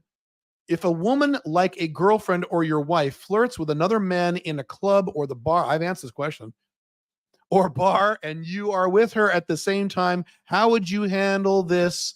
Would you lecture her not to do this like Tate? Again, context. So if she's an FB, I wouldn't be out with an FB. MLTR, I don't care. She could flirt with any guy she wants. There's no rules. OLTR depends on the context. If she's on the other side of the room and flirt with a guy for a minute, comes back over to me, don't care. If she's right in front of me and like rubbing up on a guy and shit, I wouldn't say, hey, don't do that. I would give her a funny look, and then I would bring it up to her at the house later. I would say, don't do that. Maybe then I said, so what was your thought process? Help me understand that. Unless she's totally, now here's the other, she's totally drunk. She's drunk, she's drunk. You can't yell at people when they get really fucking drunk. Guys get all mad. She did this and she got drunk and said this and she was drunk, dumbass. And don't hang out when she's drunk. Have you experimented with cold showers? Yes, but I didn't notice a huge difference and I don't like them, but I'm sure they help. Never apologize if it really necessary. I don't understand what you're saying. If I have a really good physique, would it be a good idea to include it in one of my online dating photos? Absolutely, but not your first photo. So yeah, or maybe, yeah, yes. If you have a good physique, get shirtless photos. Absolutely, 1 out of your 3. Yes, big yes. Why straight men suddenly have gay fantasies? Is it straight men don't suddenly have gay fantasies? I don't know what you're thinking. Is it a boring sex life, low TV? I've never heard of a straight man having a gay fantasy. I've heard of closeted gay men have gay fantasies. Could you have a live-in maid that you and your wife fuck? Same answer. Ask your wife. If she's cool with that, do it. Could cause problems, could cause drama, but if you were very strong and very experienced and independent, confident, you can make that work. Yeah. Up to your wife. Yeah. I've mentioned that. Before I married Pink Firefly, I had one structure where I would be married to an OLTR wife, okay, in our house. Then I'd have a live-in FB, some young girl, like 22-year-old, whatever, and she's in a separate room in the house, far away from our master bedroom. I can fuck her whenever I want. The wife can fuck her whenever she wants, if she wants. You pay for her rent. If she ever decides to get a boyfriend or something, you kick her out and you bring in the next one. Yes, that would work. Now, clearly, it's not your girlfriend. You're not Hugh Hefner. It's not your girlfriend. It's not your second wife. It's an FB who happens to live in your house. And there's rules about paying for her own groceries and all that shit. And it's clearly she's an FB and that's it. You're not dating this woman. You don't go on dates this woman. You don't go on trips this woman. She's an FB. Yeah, that could work if you really know what you're doing and your wife's cool with it. Things like that. Yes. How would you handle false allegations or accusations in a deliberate attempt to get you canceled? I wouldn't care. Go ahead and cancel me. Don't care if I got canceled. What do I do? I'm Malcolm Independent. You should be too. Stop worrying about getting canceled. If you're worried about getting canceled, society women will have you by the balls the rest of your life. You're a beta the rest of your life. Stop. I don't care if you cancel me. Cancel me. Fuck. Clearly, I don't care about how many YouTube followers I have. Don't care. What to do when a woman says she does not her phone number during cold approach, as I don't use Instagram and can't use this? I don't have an answer for you. Snapchat? I don't have an answer. Sorry. WhatsApp? Don't have an answer. Is there a specific talk to have to upgrade a woman to high-end MLTR and be a bit more relaxed with her? You don't upgrade a woman from MLTR to high-end MLTR. You just say in your head, she's a high-end MLTR now. She's been great for a year, left for a couple of months. You have to upgrade to and from an FB to an MLTR. You just say, hey, we should start going out. What do you think? I like you. And she'll probably say, okay. No, but she's already MLTR. You don't upgrade an MLTR to high end. You just do it. Are you currently fasting because of Ramadan? No, but it is a coincidence, isn't it? It's nighttime out here in Dubai. I could eat right now if no, I'm not a Muslim. No. Do you think it's definitely not worth it? By the way, as I talked about at the beginning of this podcast, when I was talking about Islam versus Christianity, there are Westerners here who live in Western Islamic government countries who practice Ramadan. I know people here in Dubai who are Westerners and they're not, and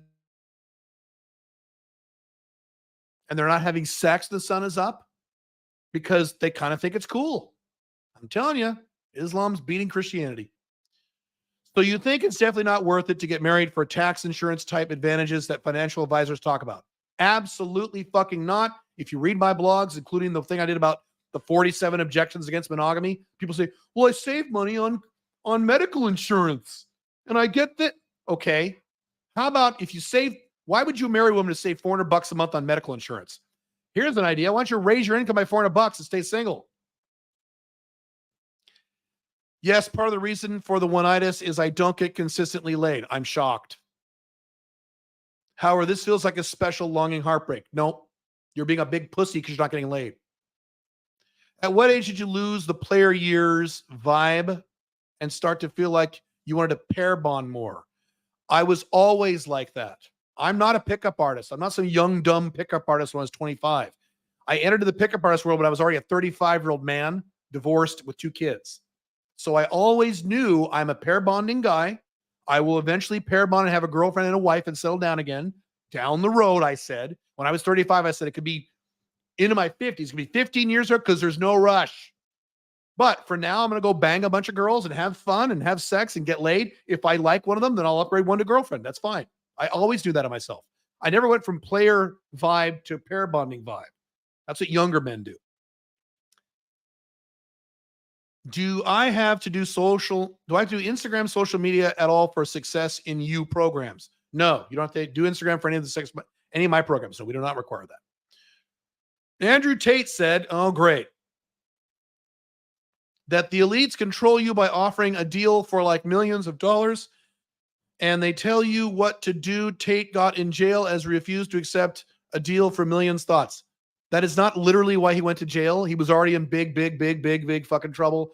There's nothing new about Andrew Tate I can say other than what I've already said. I've been saying for at least 2 years. When you get on a big platform and scream at the elites and tell them they're assholes and stake your thumb and shove it in their eye like this, you will lose. 100% of the time you will lose unless you are one of them like Trump. Trump might be able to pull it off because he's one of the elites. Andrew Tate is not. So when Andrew Tate says, do it, then fine, throw me in jail. They'll throw you in jail. I already mentioned this. He said, fine, kill me now. They could kill him, as I predicted 2 years ago. A year ago, 2 years ago, I said, Andrew Tate, 2 years ago, I said this will either go to jail or get killed. One of the two, or both. And he's not relenting. Okay, that's up to him. The elites are not something you fight. The elites are something you exploit. That's the difference between me and Andrew Tate.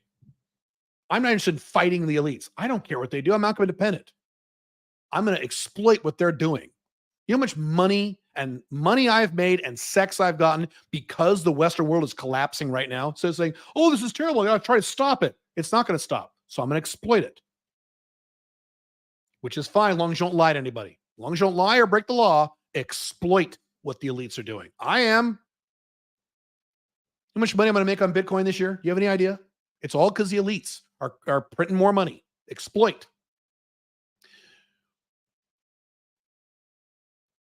Do you pay for sex where you at? I do sugar daddy game as a percentage of what I do. What will be the biggest disruptor in dating in the next decade, 20 years, besides privacy that you mentioned? AI. Have you seen OLTR's work in Latin America? Yes. Latinos are usually very possessive and jealous. Same exact model. I have many Latino FBs, and they're wonderful. I have dated Latina MLTRs. They're wonderful. Same process. If she's really super fucking jealous, she would never qualify for OLTR. There are plenty, and I mean plenty, of Latinas who are more chill, especially in Paraguay, but in other countries too. Even Mexican girls. There are some less Mexican girls than Paraguayan girls, but there are some out there. You can. Yes, I've seen it work. What makes you convinced Western men have no chance with local Emirati women in Dubai? I didn't say no chance. I said it's going to be very difficult. I didn't say no chance. There's always a chance. Go ahead. Give it a shot. You always say monogamy doesn't work. Long-term monogamy doesn't work is what I say. Correct. But then say most women in an open relationship don't want to fuck other men like PF. Yes, especially if they're older. Mm-hmm. So please explain why monogamy doesn't work for women, please. Because women will dump you and leave you and go fuck another guy. And that's true in non-monogamous relationships too. PF could leave me tomorrow and go fuck another guy. So did it work? So you've got a monogamous relationship and the woman gets bored and leaves you, which is what monogamous women do. 75% of all girlfriend-boyfriend relationships terminated by the female. 80 to 70% of all divorces filed by the female. Divorce rate is well over 85%. Okay? So women leave. What you're saying is, well, women don't cheat, so it should work. Yeah, but they leave. So did it work? If you get serious with your girlfriend and she dumps you in 2 years and then go gets a new boyfriend and fucks him, did your monogamy work? No, that's why monogamy doesn't work. If monogamy worked, I've said this many times, if long-term monogamy worked, if that's how people were designed, the vast majority of you guys, maybe even me, the vast majority of all of us men right now in 2024, at all ages, even if you're 40, 50, 60 years old, not only would be married right now, but you'd be married to your girlfriend you had back in high school or college. Your high school sweetheart or college sweetheart is be the one you'd be married to today. Even if you're 30, 40, 50, 60, and it'd be working just fine. That's what you'd see if monogamy worked. Is that what you see in the Western world? No. I want to hear that story. I've lost track of which story you're talking about. How often do you see PF nowadays? You said you're currently in an LDR relationship. What's the longest you two are separated? This is the longest we've been separated. Well, and wait a minute. No, is that right? I saw her for Christmas. Yeah, this is the longest. It's March now. I saw her Christmas. So what is today? March. So it's been 2.5 months. Is that the longest we've been separated? Yeah, this is it. It sucks. I'm figuring some stuff out about that, now. It sucks. And I'm going to see her. I'm definitely going to see her in June. I'll probably see her before that. Yeah, I'm not sure. It sucks. I don't like it. And she really doesn't like it. She likes it less than me, but yeah. Some men claim they fall in love or are married for decades. They never feel attracted to other women or fantasize about having sex with them. Is that a lie? Yes, that is a lie. I can't imagine that ever being true. The other stuff the other guy asked about, that is true, that when men are still horny for their wives, that can happen. But no, if you've been with one woman 25 years, you've never thought about fucking another girl even a little bit, that's a lie. You are literally wired to want to do that. Do you talk, text, and Pink Firefly daily when you guys are separated? Every day. We talk every day. Right after this live stream is when I talk to her. Every day. 7 days a week. For at least a half an hour, sometimes much longer, because she likes to talk. We talk every day. Absolutely. Now, that's a need she has, not a need I have, but she's more connected and more emotional, and so I do that for her. Yeah, we talk every day. Yep. Is it better? And then on Sundays, usually, we have an extended period where we play games online and stuff. We spend more time. We haven't done that in a while because our schedules have been tough, but normally when we do this, I don't like it, but I don't like being apart, but we talk every day, and then we have one day a week where we spend a few hours. We eat dinner together, remotely, and we play Monopoly online or Stratego. We make it kind of a game. We learned that from marital counseling because I mandated we see a marital counselor when she first moved in to maintain a relationship. So that was one idea we got from that person. Okay, I got to go in a few guys. Have a lot of questions. I got to go in a few minutes. We're a little over time here. So a few more questions. I got to go. Is it better to go to countries where your race is rare? You would look at it more exotic. Sometimes, yes. Yes. My son is black, but he's technically half black, like Obama black. So in Mexico, they don't know what he is. They have no idea. They'll say, oh, you're a black guy from America. No, they don't know that. They're like, so are you from the Caribbean? Or are you they don't know. So it's kind of helps him a little bit. And he does pretty well. He's on the call. Josh, you still on? I saw your name earlier. So yes, it can help. Yep. Now, there are exceptions. If you're black, you don't want to go to China. That's not going to work. That'll be a problem.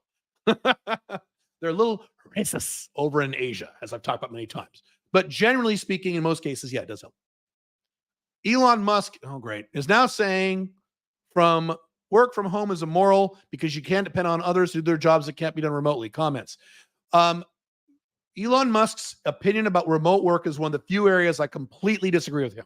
He's insane.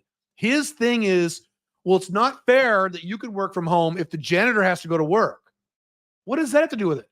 That's just one of these weird areas where Elon, strangely, is stuck in the 1950s. He needs to see you working. That's where he's a little alpha 1.0. No reason he's ever provided for that opinion makes any logical sense. which is strange coming from Elon because most of the opinions he has are pretty logical. He does a lot of illogical things because he's neurodivergent. Like he just fired Dom Lemon after hiring him and just because he didn't like it. Okay. So, but yeah, he's completely wrong about that. Disagree 100%. I'm 39 and Salma Hayek can get it. Yeah, man, Salma Hayek is the shit. Salma Hayek's one of these rare women. Maybe not today, but certainly about 10 years ago when she was in her 40s. Salma Hayek looked better as she got older.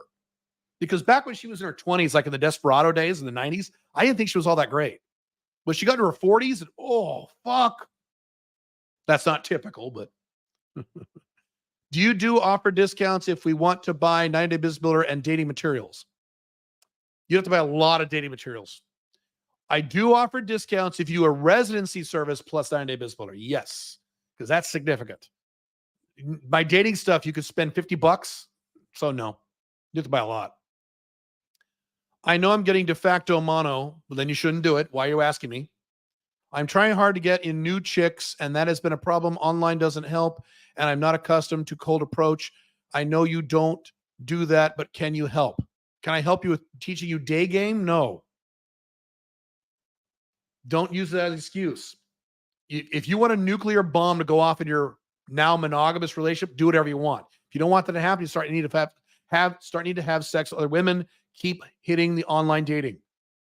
Get new photos. Keep iterating. Keep at it. Don't say it doesn't work. You think online dating worked the first time I did it? I've told these stories about my experience. The first time I went on Match.com and Yahoo Personals back in 2007, and I tried online. Oh my God, was that a bloodbath? It was a nightmare. I'd say, this doesn't work. I guess I'll just be monogamous. I guess I'll just do monk mode. No, I kept at it. And I didn't have me. You have me to help you. If you already have a successful location-dependent business, would you say it's a good idea to start a second business as well? Yes. I don't know how much money you're making. Depends on how much money you're making. Yes. The Alpha 2.0 business model is 2 to 4 small businesses in completely different niches and areas selling completely different things. Yes. There's a reason I don't have one company. That's dumb. You want multiple. Unless you're making shitloads of money, then you have one. That's different. But I don't teach that model. When do you say a guy's experience in terms of relationships? 5 MLTRs, 10 or 20? I don't have a set number.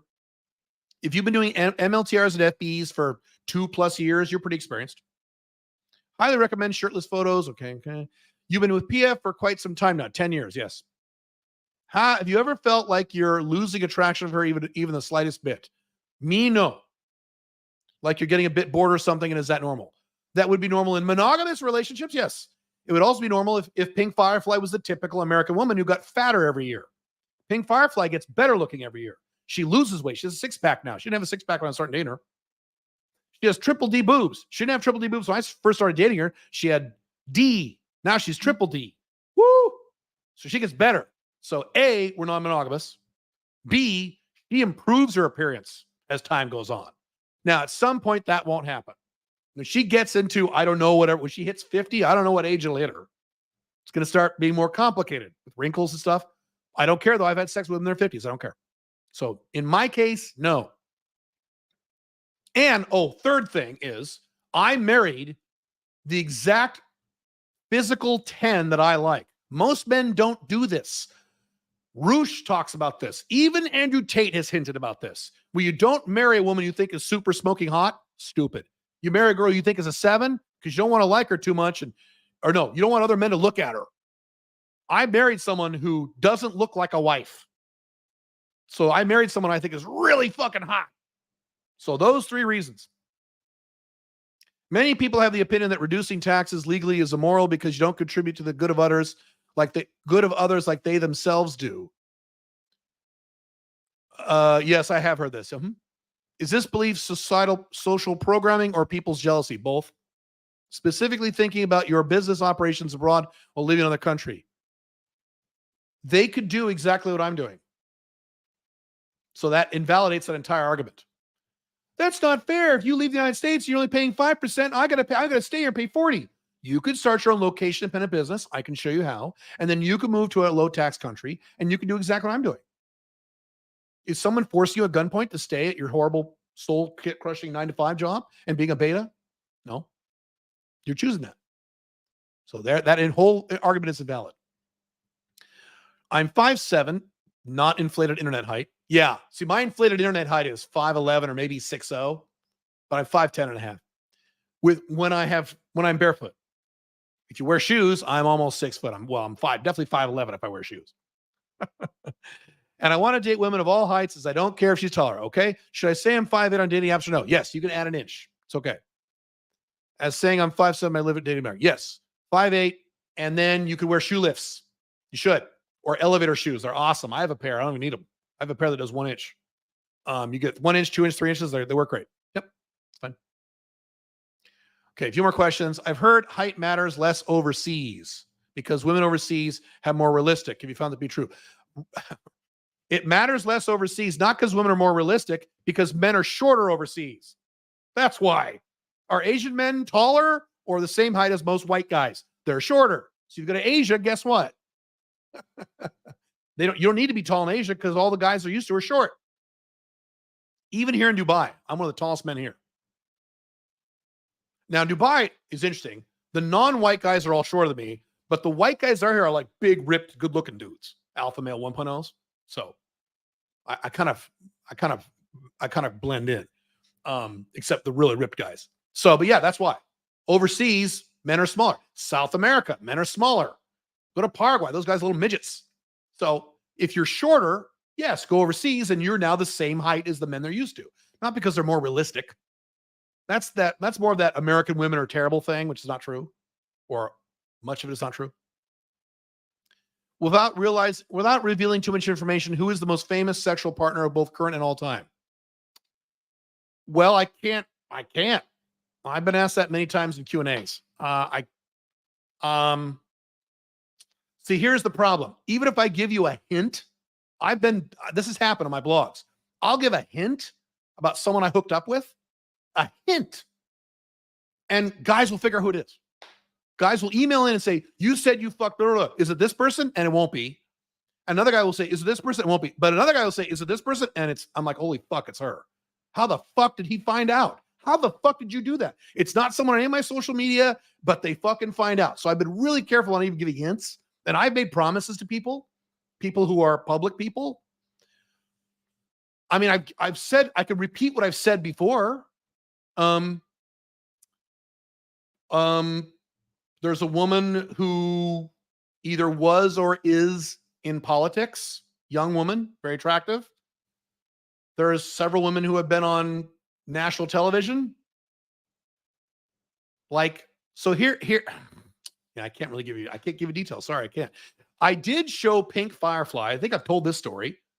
A woman who I used to hook up with was on a very, very famous TV show. If I said the name of the show, most of you Americans at least would know who the show is.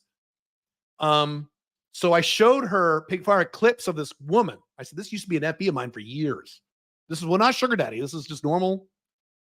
Because she's older now. She was young and then she's still young, but a little older and kind of funny. And Pink Fire goes, oh yeah, she's really cute. I said, she's cute now. She was hotter when I was hooking up with her because she was.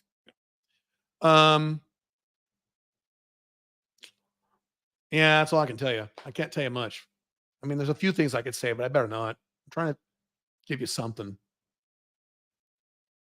There are plenty of women I've been with recently, currently, historically, who are internet famous, very internet famous, very. Those aren't movie women, but they're internet famous. Yeah, can't tell you. Sorry. Do you think it's true that the Jewish mafia runs all Western governments? No. On the topic of exploiting the elites, can we take government grants for our business?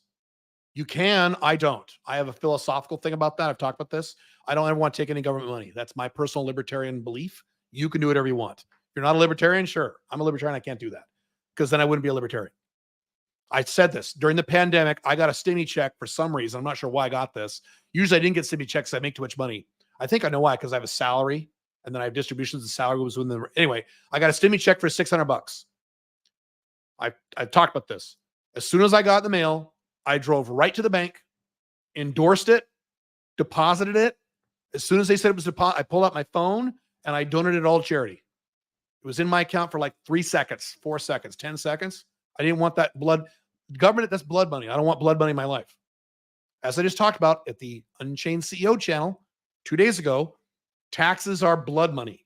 It's money attained by force. I don't want any of that in my life. But you can if you want. Sure, go ahead. What would be the definition of a high-end MLTR? An MLTR who was your favorite?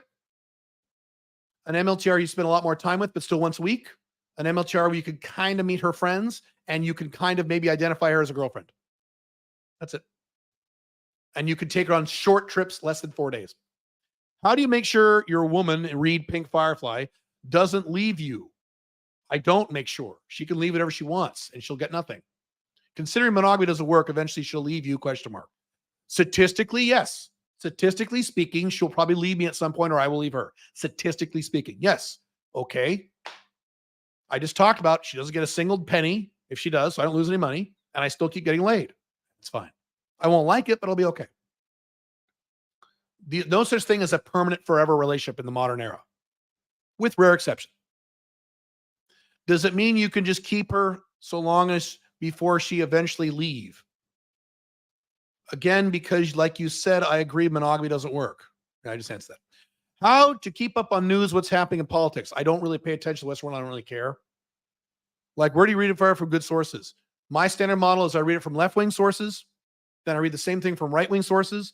Then if I can, usually you can't, I read from libertarian sources, which would be like Reason Magazine. Then I get the full story. Then I make an assessment. Do you suggest hiring a photographer for online dating pics? It's mandatory. You have to get a photographer for online dating pics. Too much competition. Is PF a 10 in your opinion? She's a 10 minus the fact that she has a small ass. If she had a big ass, she'd be at 11. So she's a 10 minus the fact she has a small ass. The rest of her is perfect. Perfect. Better than perfect. Oh my God. And I have sex with beautiful women. She tops most of them in most of her areas. So, does dating market still up? Does dating market still up? And can I hit some numbers there if I put in efforts on X? I don't understand your question. When you said your 40s was your greatest years of your life, do you mean it was your early 40s or the whole 40s? The whole 40s. The whole 40s, bro. Matter of fact, the late 40s is probably a little better. It's the whole 40s, not my early 40s. Tulsi Gabbard is hot. Someone once asked me that at one of our events. A guy came up to me at an event I did, and he knew I was talking about some woman who was in politics, a young woman who was in politics, who was really hot. He's like, can I ask you a question? I said, sure. He's like, the woman you talk about in politics, did you fuck Tulsi Gabbard? I said, no. I got to feel, okay, one or two more questions. I got to go. I got a feeling you're talking about the Asian woman who appeared on 2.5 Men Who Played a Judge. No, but good guess. Where did you get that idea?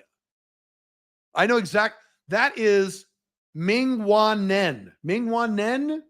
I think I'm saying her name wrong. I've never had sex with her.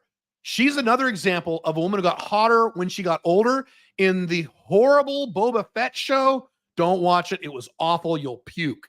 But she was in that show. She's 50 in that show. 50. And she was hot. But she was in the Street Fighter movie in 1996, and she was like, whatever. She got hotter. But she's Asian. So, whatever that. Ming Na Wen, I think is her name. Yeah, she is hot as fuck. Now, it's interesting you said, I can't say it. Never mind. Can't say it. God damn it. There's a lot of things I would love to tell you guys that I can't. My best shit, the stuff that would make me look awesome, the awesomest, is stuff I can't ever tell you. All right. Last question. Just started reading How I Found Freedom and by Harry Brown. Cool. Thanks to your recommendation. Good.